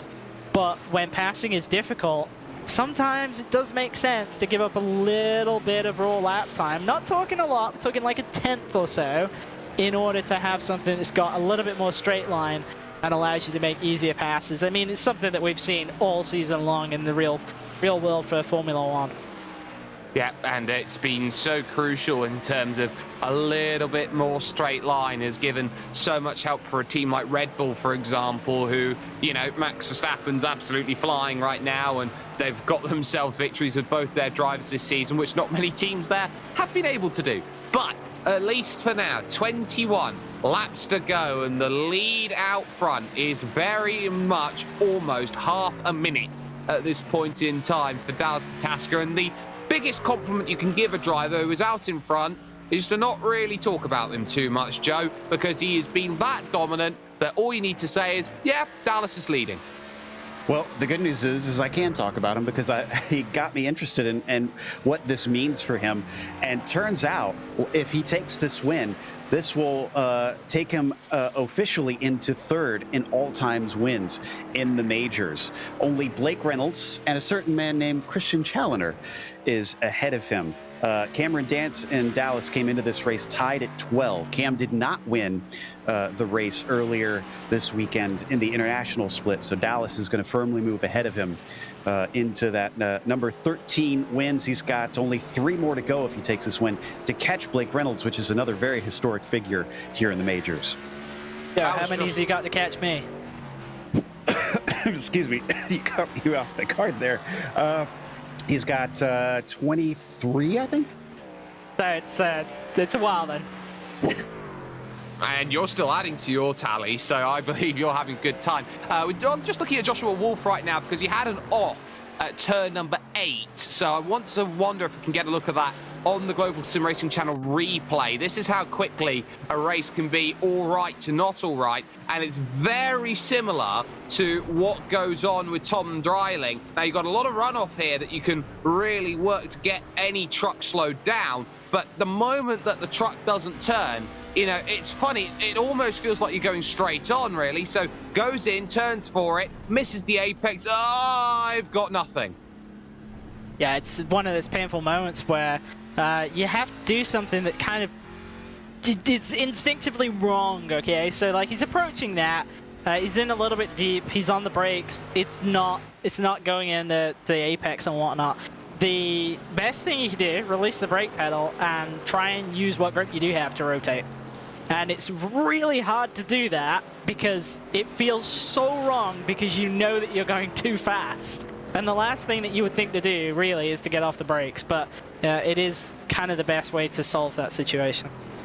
Battle for second, under a second right now. And it's starting to close up for Ross Banfield here in his race with Ryan Wasilewski. Can he figure out the pass? The driver who is third in the championship in the 777 started the season not really being everyone's best friend, Christian, when it came to Daytona. How he has rebounded the second half of this season. Oh yeah, absolutely. I mean, Daytona was arguably probably one of if not the worst races that we've personally seen him had. I would be surprised if it wasn't the worst race he's ever had. But then, you know, came back, Formula One round, was just absolutely superb. So he's really turned it around, and he's putting in the performances that we basically knew that he could do. We certainly have done, and there is Travis Henderson in 5th position right now, who he is fighting with in the championship. And for Travis Henderson, he hasn't had the same pace as Ross Banfield all day. That much has been completely true. But Travis, he has this ornate ability, Joe, to just go out there and get a result. It might be a 4th, a 5th, a 6th, a 7th, but it's consistent, and that's why he's constantly knocking about the top 5 of this championship as we take a look at the Global Sim Racing Channel replay.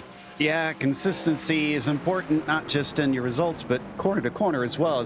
This is Henderson going a little bit wide. And once again, man, everybody's been really on top of things. Usually a lot of these offs here at Motorsport will mean running into the barrier, and sometimes your day is over. But wow, I can't believe he got away with this one and just woed it up enough, was able to get it back on the track, maybe lost 2 seconds at most. That was very much whoa Nelly, because it is very easy to just go in a little bit too hot, and it does open up Melnarovic and Gabriel Roos potentially to close on down that gap for a top 5. So definitely not out of the realms of possibilities just yet, but an issue out on track, and it can very easily change. 17 laps to go here at Canadian Tire Motorsport Park. And it is still on second and third, as well as Ross Banfield finds himself tucked up underneath now Ryan Wasilewski. It's as close can be for second and third, but he's fourth, fifth, sixth, and seventh. But the focus is there is the battle going on for second and third. And Wasilewski right now, Christian, is just having to hold on. Yeah, and he is holding on quite well. And this is kind of what I was talking about earlier, that Banfield needs to really get the move done as early as possible instead of just kind of hanging around in the mirror. He will start to lose that tire disadvantage. Well, that tire disadvantage that Wasilewski has is looked like he was getting in there a little deep, and actually Banfield is the one with the kind of the worst run off of Moss here. It looks like he's definitely too far back for a move into the S's. But for Wasilewski, if he can keep him behind for 3-4 laps, why not 15 laps? And that's the thing that Banfield has to break through. He has to get it done early. He certainly does, because he knows that there is a perception, there's a mistake.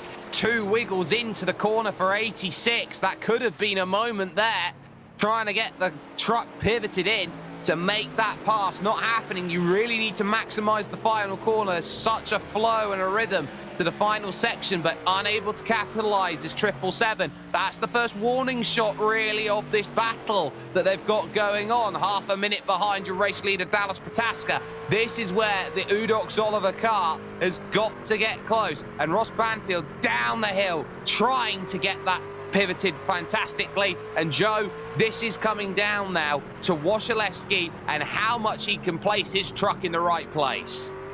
Absolutely. Well, and you heard Christian talking earlier about the importance of Ross making this quick. It's not just in the psychological advantage over the 86. You can see he's already been slipping and sliding around. The more you sit and try and fight with that other truck, the more you're going to ruin your own tires. Both of you are. And that's going to be good news for Ryan Walker. He wants them to carry on this fight as long as possible because he's got a lot of ground to make up. And we've seen Ryan tends to be very good at the end of the stint. But this is a great run here, Jake, from Ross. Yeah, so question, are you going inside? Are you going to be given that run or not? And he'll look to the inside, try and get this move sorted. Wasilewski doesn't want to move. He gives him racing room. As they go through 8, they'll turn to turn 9. Banfield's going to send this one deep. Can he get it turned back in? No. So a big effort there from Ross Banfield to try and find that move. And it doesn't quite happen, and it didn't happen because he simply didn't have the grip. You can send it in deep at turn 9 and hold it around the outside. He just didn't have anything underneath him that could do so, Christian. Yeah, it just looked like he kind of overestimated what was possible there, and he looked like he was actually given quite a lot of room, and that made it just really difficult for him to cut back on the left, and then was out of position to take the final corner on the inside. And now it looks like he's overdriving it a little bit, but then again, so is Wash with that big slide there. And then coming down to turn 4, well, it looks like they're setting up to do this a second time. They are, but it's not as close as it was last lap, and that's crucial in terms of this scrap going on for second and for third. The final 2 spots on the podium, they will not be close enough. Oh, huge wiggle coming onto the power. And one of the things that hasn't been talked about at all, Joe, is just how much torque goes through those rear tyres. Yeah, a lot of torque and not a lot of weight over top of them either. So you're asking a lot, and that's why these are so difficult to drive. This is, I think, one of the more underrated combinations is the trucks on road courses. If anybody doubts me, hop in one and try it yourself and see how quickly you can go. And, oh, look at this. I think he's trying to set him up for the over-under there a little bit. Yeah, but just wasn't close enough. Surely not on the inside of one. Thinks better of it. But clearly, Banfield is so much better through the S's in the final corner, and that's where there's going to be the opportunity. I don't think he's ever going to have the chance into one. Washed a little bit deep there into Clayton, but it's not going to hurt him. No passing happening here. It looks like it's just too difficult for Banfield, really, to make an easy move out of Moss, even though Wash is struggling so much with rear tires right now. Every time coming out of a medium speed corner, there is a wiggle from Ryan Wasilewski and the number 86 for the 777 of Ross Banfield. He's got to open it up. He maximizes the corner. He tries to get that drive off the exit. The gap opens out to a car length as they both put the power down. They take the flick left of turn 6. There'll be this right of turn 7 that they now take, and over towards turn 8 is going to be the key. Can you find the pass? And here comes Ross Banfield to the inside for the Udox Oliver team, trying to find this move and get up into second. Wasilewski's going to fight him every stage of the way through turn 9, and they'll go door to door at turn 10. Inside finally now for Banfield, but how's the drives off the exit? Turn 1 inside is there for Banfield, but you're going to have to fight for it. Trying the uber wide line. This is going to be up and under. Only way it's going to be is up and under right now for Ryan Wasilewski. That was a patient pass from Ross Banfield. Yeah, and the thing is he also used the previous attempt to really learn, because the previous one, it wasn't timid, I'd say, but definitely not as aggressive. That second one, he absolutely sent it in to every corner. He knew that he had to use the speed to try and arrest Ryan's momentum in some form or way. He had to force him to get out of it, because Ryan was able to just kind of bleed back ahead of him through the corners. This time, he made him have to try and run those lines in a compromised manner, and wow, yeah, they used up those tires a lot, because that time Wash basically, well, washed out from the back pretty heavily.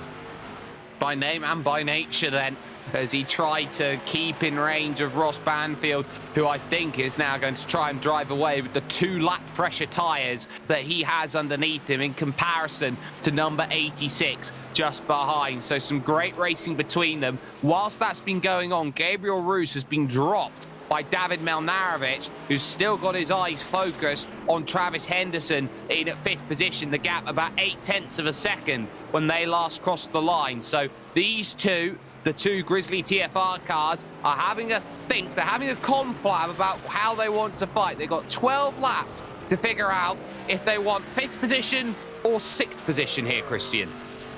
Yeah, Melnitz, despite having a little bit of a tire disadvantage towards Henderson obviously went very, very long, longest of anybody, but did have that slight off that set him back.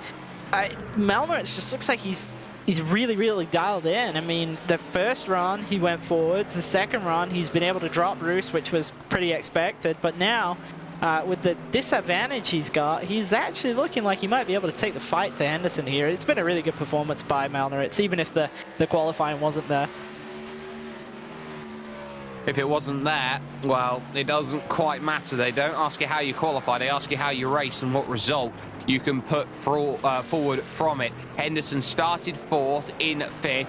David Melnarovic up 2, and it could be to tie Ryan Walker with the hardest charger up 3 here in this race for car number 69. He's driven fantastically so far here, Joe, and really Melnarovic is just finding himself what he can, going from strength here to strength there, trying to open up everything that's possible. And when you consider in 2 weeks' time, they're taking a Chevrolet Monte Carlo SS out to the Virginia 300, how important will that be when you consider Martinsville's coming up? And that's going to be a really tough place to pass.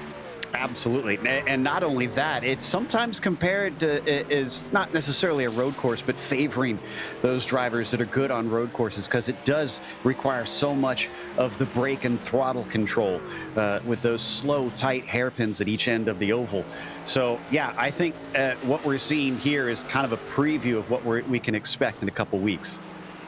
Yeah, a couple weeks then to figure out what is the right plan, what is the right ploy, and how much you can open it up. That gap's still very stagnant between them, in and around a second, and two completely contrasting lines as they duck down through turn 4. Some drivers love to be aggressive there, Christian, and attack that curve on the inside.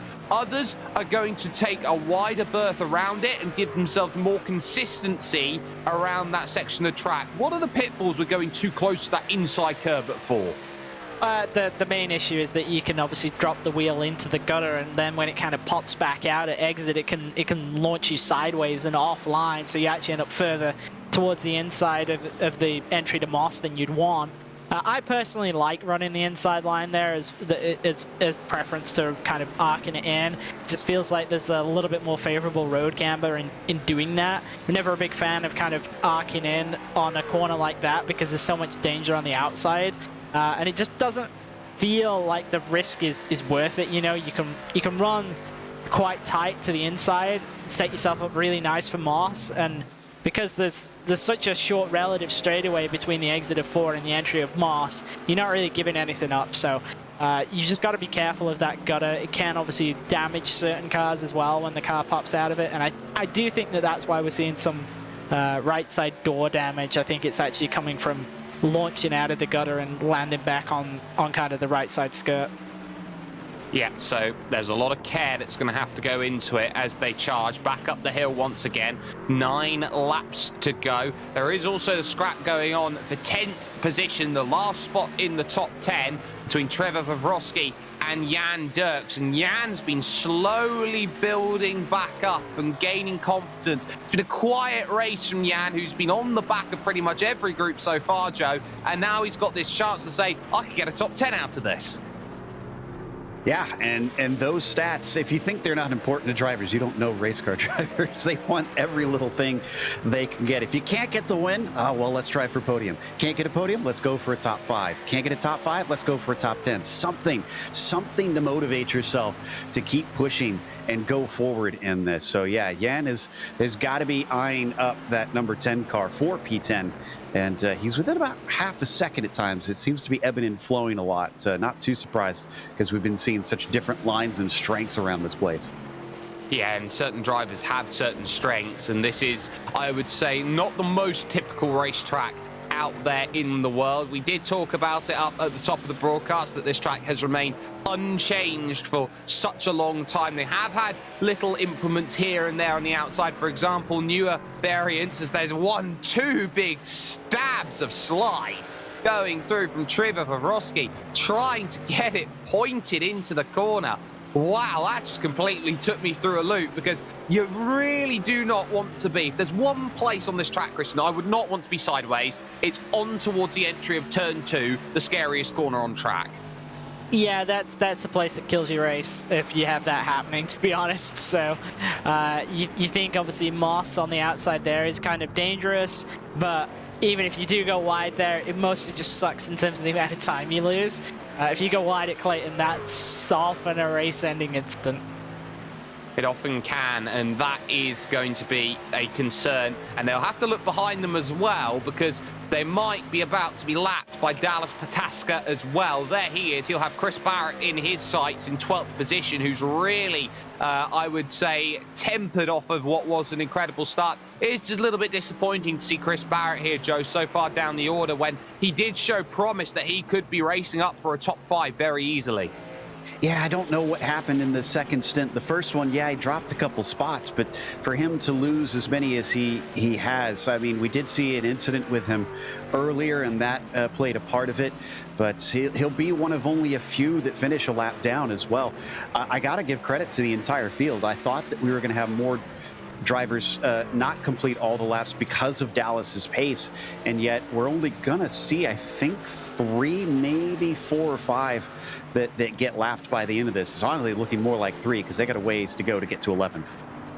It is worth noting that all drivers are still out there running. Cordell Colon is back out on track here, Christian, but he is a full 27 laps down. Yeah, I'm a little bit surprised he's gone back out, if I'm honest. I think if I'd have had the kind of first half of the race that he had, I would have been more than happy to park that and not get back in it. But, you know, you got to admire that he's actually going back out there. There's absolutely nothing for him to race for. I think he's actually just trying to get to the halfway distance so he scores points. And off the road he goes, and will explore every part of the Moss corner and keeps it out of trouble before driving off towards the second half of the track. He was just behind Tom Dreiling out there, so he's got work. Jan Dirks, though, all of a sudden is right up underneath, and inside these final 7 laps, he's got his eyes set on number 10 and position number 10 at that here, Christian. Yeah, Vrevsky's kind of fallen off in the second part of this race, and you know, he was looking fairly solid in the first run, but now Jan is all over him. And you know, Jan's had like a really kind of calm race. He hasn't had any major incidents. The truck's totally clean. He's had no major mistakes either, and he could be rewarded with a top 10 here if he can just get the better of Trevor. Well, he'll be trying to get the better on the brakes up the hill. Still can't quite find the pivot, but it's about this exit. Takes a really aggressive line, trying to put the power down as early as possible. But how good in a straight line is Jan Dirks going to be in his Toyota Tundra compared to that Chevrolet Silverado just in front? There is a very close fought gap, and surely Jan's got to go for it, but he's not close enough. He has to get even closer, Joe, if he wants this 10th place. It is getting tougher. That's one of the really frustrating things about this track, is that there's really no straights, long enough straights that send you into a nice heavy braking zone, because at the end of the Mario Andretti straight, the longest stretch on the track, you're heading into those S's. Like I said, it's kind of more of a sweep in there. And Moss Corner, yeah, you've got the run down through turn 4, and you are going pretty fast there, but because of the way that it veers into there and the way that you're not fully on the gas and just trying to collect the truck up, that it's so hard to try and make the move into there. So you're always having to be forced into sort of these marginal situations you don't want to be in. And speaking of marginal situations, Travis Henderson is really being driven hard here by David Malnarovich. And I asked, or you have to ask sometimes, how hard is he really being driven? American numbers at a Canadian track. Oh, that's not going to go down well with the virtual fans here. But at least at this point, Christian, you're asking how hard is he having to push? About 0.3 of a second quicker than the car in front just to keep Malnarovich behind. Yeah, and this is the thing. We were expecting that Henderson was going to be strong in the second run, but it really is Malnarovich that looks like he's got the better of the pace of the two of them. With 5 to go, it's hard to see Malnarovich being able to get to the back of him and have enough time to explore a passing opportunity, but I do think he might go for it if there's a slight mistake from Henderson. There's a slight mistake, so you've got to try and force it here inside the final 5 laps of this race. It'll be 5.5 for these drivers with just how much in front Dallas Pataska is. It's 4 laps to go for your race leader outright on the brakes up the hill, trying to find the pass, and I believe unable to really get there at this moment. I can confirm as well, Joe, that Ryan Wasilewski had just had an off at Moss Corner, and so if there was any doubt about the podium, that is now all but secured, providing that Wasilewski keeps it on the road. It might bring some hope to Ryan Walker. Yeah, another similar situation to what we saw before with, I think it was Cordell that went off to the outside there, and Wash managed to keep it from going all the way out into the barriers. He's got 4.5 seconds to make up to Ross. At this point, yeah, if I'm him, I'm just thinking, okay, let's hold it together, 4 laps. Let's just click off some good ones, because Ryan Walker's too far back to really make a charge and try and attack me. So let's just bring it home. Try and bring it home as much as possible. Down the hill, Henderson with a much better line compared to Malnarovic opens out that gap by a good 0.3 of a second, and suddenly that gap opens up. Interesting now is how Jan Dirks tries to make the move, because they've got the race leader behind with 3 laps to go in this race, in the fight for 10th place, and they are all over each other. Now, Christian, they have the license to fight each other, and Jan Dirks is desperately trying to get through right now. Yeah, and to be honest, I'm not jumping out of the way for Pataska when he's got a 42-second lead. I'm having this fight. It's my stance. Pataska can wait. He doesn't need me to let him go. But I do think that the writing is on the wall here for Trevor. Like, Jan has just got so much better pace through the first part of the lap. It really does showcase itself. And is there a lunge? Under braking up the hill? No, there's not. Still can't get there at the second part, and the car's not planted the way that maybe it needs to. I think this is where you have to try and use car 23 as a pick. Find the way to let through one Mr. Dallas Pataska without compromising your own run, Joe. Yeah, and Jan had a horrible run coming off of that final corner, or off of Moss Corner as well. So if I was him, I maybe would have let him go through there, although he would have given up a few truck lengths there up to Vavrovsky. Even still, it would have seemed like the easiest place to do so without having to give up too much time, because now, like I said, there's no real long straights that he can easily try and let him pass. And as Christian alluded to, Dallas doesn't have an impetus to try and force the issue, so he's not going to be right on top of him. He's got to use the truck's body language, or maybe get on the iRacing radio to let him know that he wants him to go by.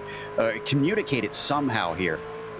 Well, he's got no headlights. They are stickers after all, so it's not like you can flash your headlights and say, hey, can I go through, please? But look at Jan Dirks. Every corner in front of your race leader. He is pretty squirrely out there, and he is trying as much as he can, almost as if he was a castmate on the TV show Letterkenny, to try and get himself through. He's that squirrely at this point in time. Christian, a lap and a bit to go here for your leader. He's finally going to get released here in terms of Jan Dirks, and I think Jan Dirks just started at the later stages overdriving the truck a little bit.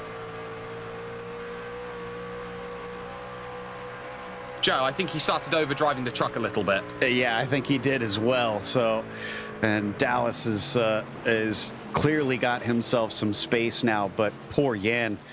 That's exactly what I was saying earlier. He should have given it up then, because now look at the gap between the pair of them. It's just increased by a huge amount. Dallas only has this one more lap to go, so this is it. And now, unfortunately for him, Trevor has every impetus not to let him go, but he's going to anyways. Oh, that's surprising.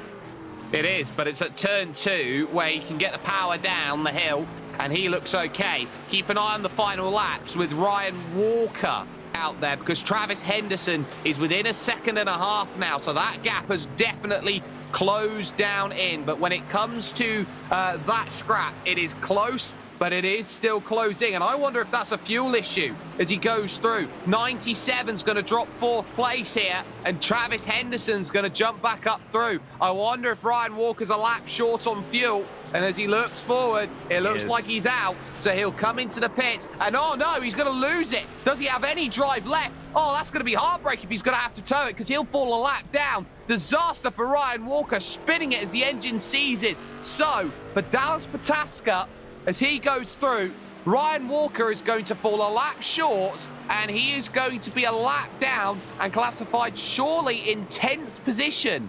9th position at the end of this race. Dallas Pataska is going to round the final corner here, and he is going to take the most dominant victory overall, the most amazing battle, the most amazing fight, the most amazing championship lead at the most important time of the season. It is a very long way for Ross Banfield to come to the line. He will be the driver who will be taking 2nd position overall then here in this race, and it will then be Ryan Wasilewski, who is, touch wood right now, going to hold on in this late stage of the race. Banfield should be safe, no doubt about it. He'll come to the line, he'll take second. And Joe, Ryan Wasilewski making it work 33 laps to finish off in third. Yeah, still a podium at the least. That's going to be good for him as you see the rest of them now coming through with Henderson managing to get his fourth. So, yeah, most important win at the most port for Pataska here today. Absolutely, some incredible driving. The last couple of drivers are making their way over the line right now. David H. Baker will be the last one to cross. So let's take a moment here to step away from this race here on the Global Sim Racing channel. When we come back, we'll take you through post-race coverage here after these couple of messages. You're watching the European Major Series, round 11 here, the Silverado 250 from Motorsport.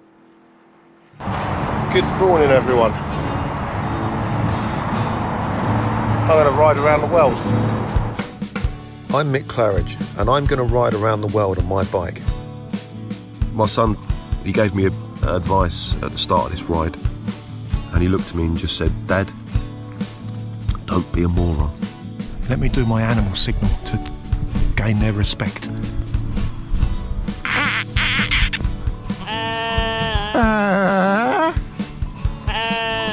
How's it going, Sally? Yeah, I'm alright, Mick. How's it going? Worse than that bit in Lord of the Rings where they got into the top and the spiders in the tunnel. I'm just hoping there's a spider at the top of this one to kill me. Freezing. And I failed. I moroned up the ride.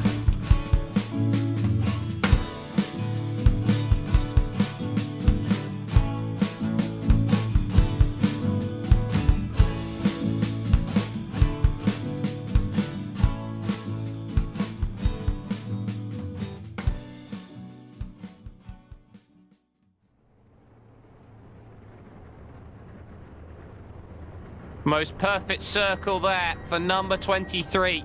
The most amazing performance he had at quote-unquote most sport out there on track. He had a wonderful showing, an hour, 27 minutes, 21 seconds. Dallas Pataska got it done, and he got it done light years ahead of his competition. Ross Banfield would finish second, 43 seconds adrift come the end of the race, with Ryan Wasilewski finishing off in third. Travis Henderson had to stave off the late charge of David Milnarevic, and he did so to aplomb as he finished fourth ahead of Milnarevic's 69 in fifth, with Gabriel Roos just losing ground towards the end in sixth position, and Joshua Wolf, a cautious race, in seventh. Last finisher on the leading lap is the sportsman leader, and I'm pretty sure you can say at this point, sportsman champion David H. Baker in eighth position overall, with the first driver a lap down being Trevor Vavrovsky out there in ninth position, and Jan Dirks rounding out then the top 10. We'll just go through the final four drivers very quickly. Chris Barrett will be classified in 11th. Ryan Walker ran out of fuel, hit the inside of turn 10 trying to come into the pit, and then the car stopped. So no way of getting that car back going again. It was a push and a tow back to pit, and 12th position it would be for him, with Tom Dreiling 2 laps down in 13th, and finally calling it a day, 32 laps down, Cordell Cologne, the only non-finisher in today's racing action. We do have ourselves post-race interviews here, and first and foremost, we're going to jump with our race winner overall and brand new championship leader, Dallas Pataska, who picked up the victory here today at Motorsport and joins us right now. Dallas, no Sean Campbell here today. A free kick you had to absolutely take. And my goodness, did you put on a clinic for everybody else. It seemed that once you'd broken away to about 2 seconds over the opening 3 laps, there was no way that anybody else was even going to think about catching you today. Yeah, it certainly seemed that way. I just got into my rhythm and kind of sailed away. Seems like all week I've been the only one who actually enjoyed this combination, so that's kind of unfortunate, but you know, at the end of the day, I'm glad we at least got to come here once. I don't know if it'll be on the schedule for a while again, but I like these type of combinations. I do pretty well at them. And then yeah, with Sean, it's really unfortunate he couldn't race today. I'm not going to turn down probably inheriting the championship lead here, but I would have liked to have done that on track. So hopefully you can come back and at least finish out the season next week. You had a lot of opportunities to build up your margin early. You had a bit of traffic to deal with, but not really until late on. Just how important is it to be patient, especially when you get a machine like this where everyone is being squirrely and at every point it looks like the car in front of you is somehow trying to, I would say, control a slide around the track? Yeah, I think patience is huge, especially with these cars in general, because you kind of have to be a ballerina in the car, because if you're not smooth, if you're trying to drive it very aggressively, it's just not going to grip up, and you're going to have a really hard time. Probably felt like I was driving the car about 80% that whole run, just kind of managing fuel and tires, and it paid off because I was going faster than I would have been if I was trying to drive it fast. So that's kind of a nuance with these cars that are hard to get around, but yeah, it was a lot of fun, and I don't race these enough. You don't race these enough, but let's talk about 2 weeks from now, because you've got a very important run in your final 3 rounds of the championship. You've got the Virginia 300, the Classic Daytona 2.4, and then the championship finale over at Homestead November 6th. But let's talk Virginia 300, Martinsville, the Monte Carlo SS. I'd say that's back in your ballpark, is it not? I'd say paired with this track in combo, it's pretty much next in line. I don't think I'm going to have the handling and probably the pace that I had here. This is kind of unique with how good I had at handling. But hey, we're gonna load up. We're gonna hopefully have a good team show out and try and get another W. And get another W. We hope you do. Before we let you go here, Dallas, anyone you'd like to give a thanks to? Yeah, I just want to give a huge shout out to all the satellite guys that showed up to race today. It's going to be huge in team points. Not only do I want to win Drivers Championship, I'd also like to put satellite up top for the constructors. So huge shout out to those guys. They did great facing the challenge, and I look forward to seeing what they can do in the next 3 rounds. Dallas Pataska there joining us and getting a wonderful victory and the championship lead to come along with that. Second position ended up being Ross Banfield's domain. He stood by with Joe Peak. Yeah, Ross, I'm sure it's frustrating seeing Dallas to scamper off in the distance, knowing that you're also chasing for at least a scant hope of the championship, but that's starting to disappear now here so late in the season. Even still, is it some sort of consolation to be able to come out ahead in the battle with Ryan, because that was impressive out there at the end of the race? Oh yeah, thank you. It's yeah, it's nice. It's just as a driver, it stinks to get gapped that much. I mean, he basically just took us to an all-you-can-eat buffet at Gapplebee's. So by, I'd say the halfway point, I kind of gave up on catching Dallas. I was hoping that he wasn't doing a one-stop strat so I could at least look a little better. But no, he just destroyed us out there. Sometimes them's the breaks, I guess. But coming up late, you knew you had to chase down Ryan. We were saying in the booth that you're going to have to make a decisive move for the pass, but it took you a while to set it up. What was making it that difficult that you couldn't just come in and take it immediately? It's actually kind of hard to see over the truck. When you start getting close to the rear, you basically can't see anything. So I couldn't tell where his brake points were, and I didn't want to just dump him. So I was trying to find a good run, but it was hard to get a run off the exit where I could actually comfortably pass him. So I knew it was in the back half of the track was the only spot I could really pass him. So I was just trying to stay close enough to set that up to get it to work. It was fascinating as well to see kind of the ebb and flow over the course of a stint between each driver and each car. Did you know that you would be that much stronger towards the end compared to some of your rivals? Honestly, I was kind of scrambling this week. I was pretty weak in the beginning, and I found some pace. I was just hoping that I could keep the tires safe and save fuel. And it looks like a lot of people were kind of going with the just push it really hard. And then when you do that, it kind of gets hard to put the power down towards the end. So once I started, reeling them in, I realized that I was on a different strat, which worked out in my favor. But still, it's definitely tricky. Well, as I said, regardless, it's a podium. It's a second place. Who helped put you on there? Yeah, the guys over at Edox really stepped in because I was out on PTO the week before the race. So I came in, they already had a set to kind of start with. And so we found some more time with it. I'm sure there's more time to be found in the set, but I think we did a great job with it.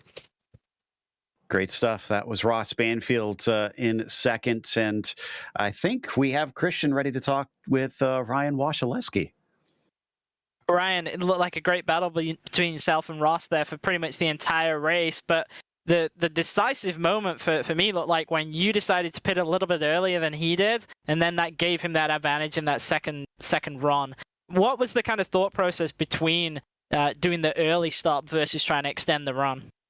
Well, just to put it simple, that's exactly what happens when you don't do your homework on fuel. Basically, I didn't ask my teammates. I didn't do a lot of prep this week, and about halfway through the first stint, I realized I needed to save 2 laps of fuel just to get in a comfortable spot, and 1 lap of fuel just to make it on one stop. I ended up getting that getting it to the point where I could one stop it, but the second stint, I was basically clutching the entire time. I was trying to give it everything I could to Ross. I held him off for more laps than I thought I would. But once he got past me, I just turned into kind of a bit frustrating for me because I threw it out by not doing my homework. Well, still, it was an impressive run to the top 3, obviously. Unfortunate to miss out on the second spot, but as you say, it was difficult to make the distance on fuel and whatnot. We saw your teammate, Ryan Walker, he unfortunately didn't make the distance in that second run and actually kind of lost a lap because of what happened trying to make that second pit stop. But next time out, we're going similar kind of car, a little bit different, the late model instead of the truck, but obviously a different style of track, Martinsville. Are you looking forward to that? Did you enjoy running the truck at Motorsport, and are you kind of excited about running even more oval vehicles shortly? Yeah, so I would be very excited to run the street or the Monte Carlo, but unfortunately I'll be out of country for that race. So a bit disappointed in that one because Martinsville is a strong track for me. I do have my roots in oval racing, and I would love to shake off the dust a bit more. But it's going to be the 2.4 hours of Daytona for me, and 2 cars that I've never driven before, so we'll have to figure that one out. Yeah, definitely a couple of fun cars there in the GTP ZXT and the Audi 90. Even though you haven't driven them, have you kind of got a preference, a feeling for which one you're going to go with? No, I know the Audi 90 is a bit tricky, but results in better racing. And then the Nissan is just, from what I see, it looks planted, but I could be completely wrong. So I think it's just going to be whatever the team decides they want to focus on is what I'll end up going in. With no experience in that car, I'm not going to be able to set it up at all, so I'm definitely going to need help on that. Well, I'm sure you'll do fine with it, especially given how well that you drove the truck here today. It's sort of a similar-ish experience depending on which of the 2 you pick. It's just a little bit faster, I would say. Now, before we let you go, is there anybody that you'd like to give a shout-out to? Yeah, so congratulations to all the satellite guys. Really strong showing that we needed this week. I think TFR kind of closed up on us last week. But I think we opened up the gap a little bit more.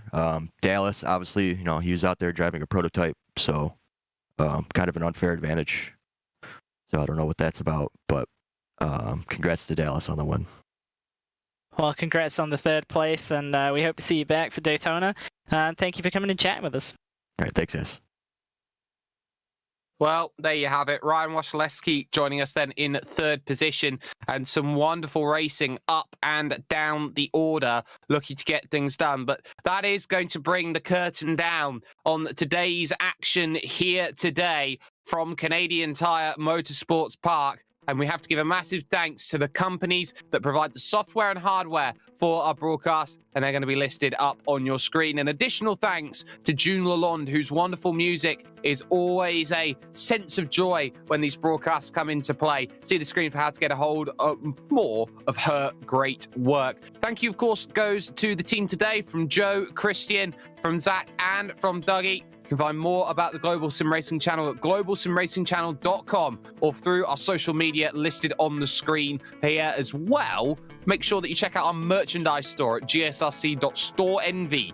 GSRC.com. Keep a link in the description below. So don't forget to subscribe to YouTube as well, so you do not miss a moment here on GSRC. When it comes to this series, the next time that we'll be with you is the Virginia 300 on September 25th, 11:45 a.m. Eastern. Make sure you check that out. In terms of what's coming up next for the Global Sim Racing channel, the American split of the majors comes into play, 7:45 p.m. Eastern. Make sure that you jump in for the ride there. All of the other upcoming races are flashing around right now, so make sure you mark them down on your calendar so you do not miss out on an amazing race. But until next time, ladies and gentlemen, race clean, race hard, and we'll see you on the track.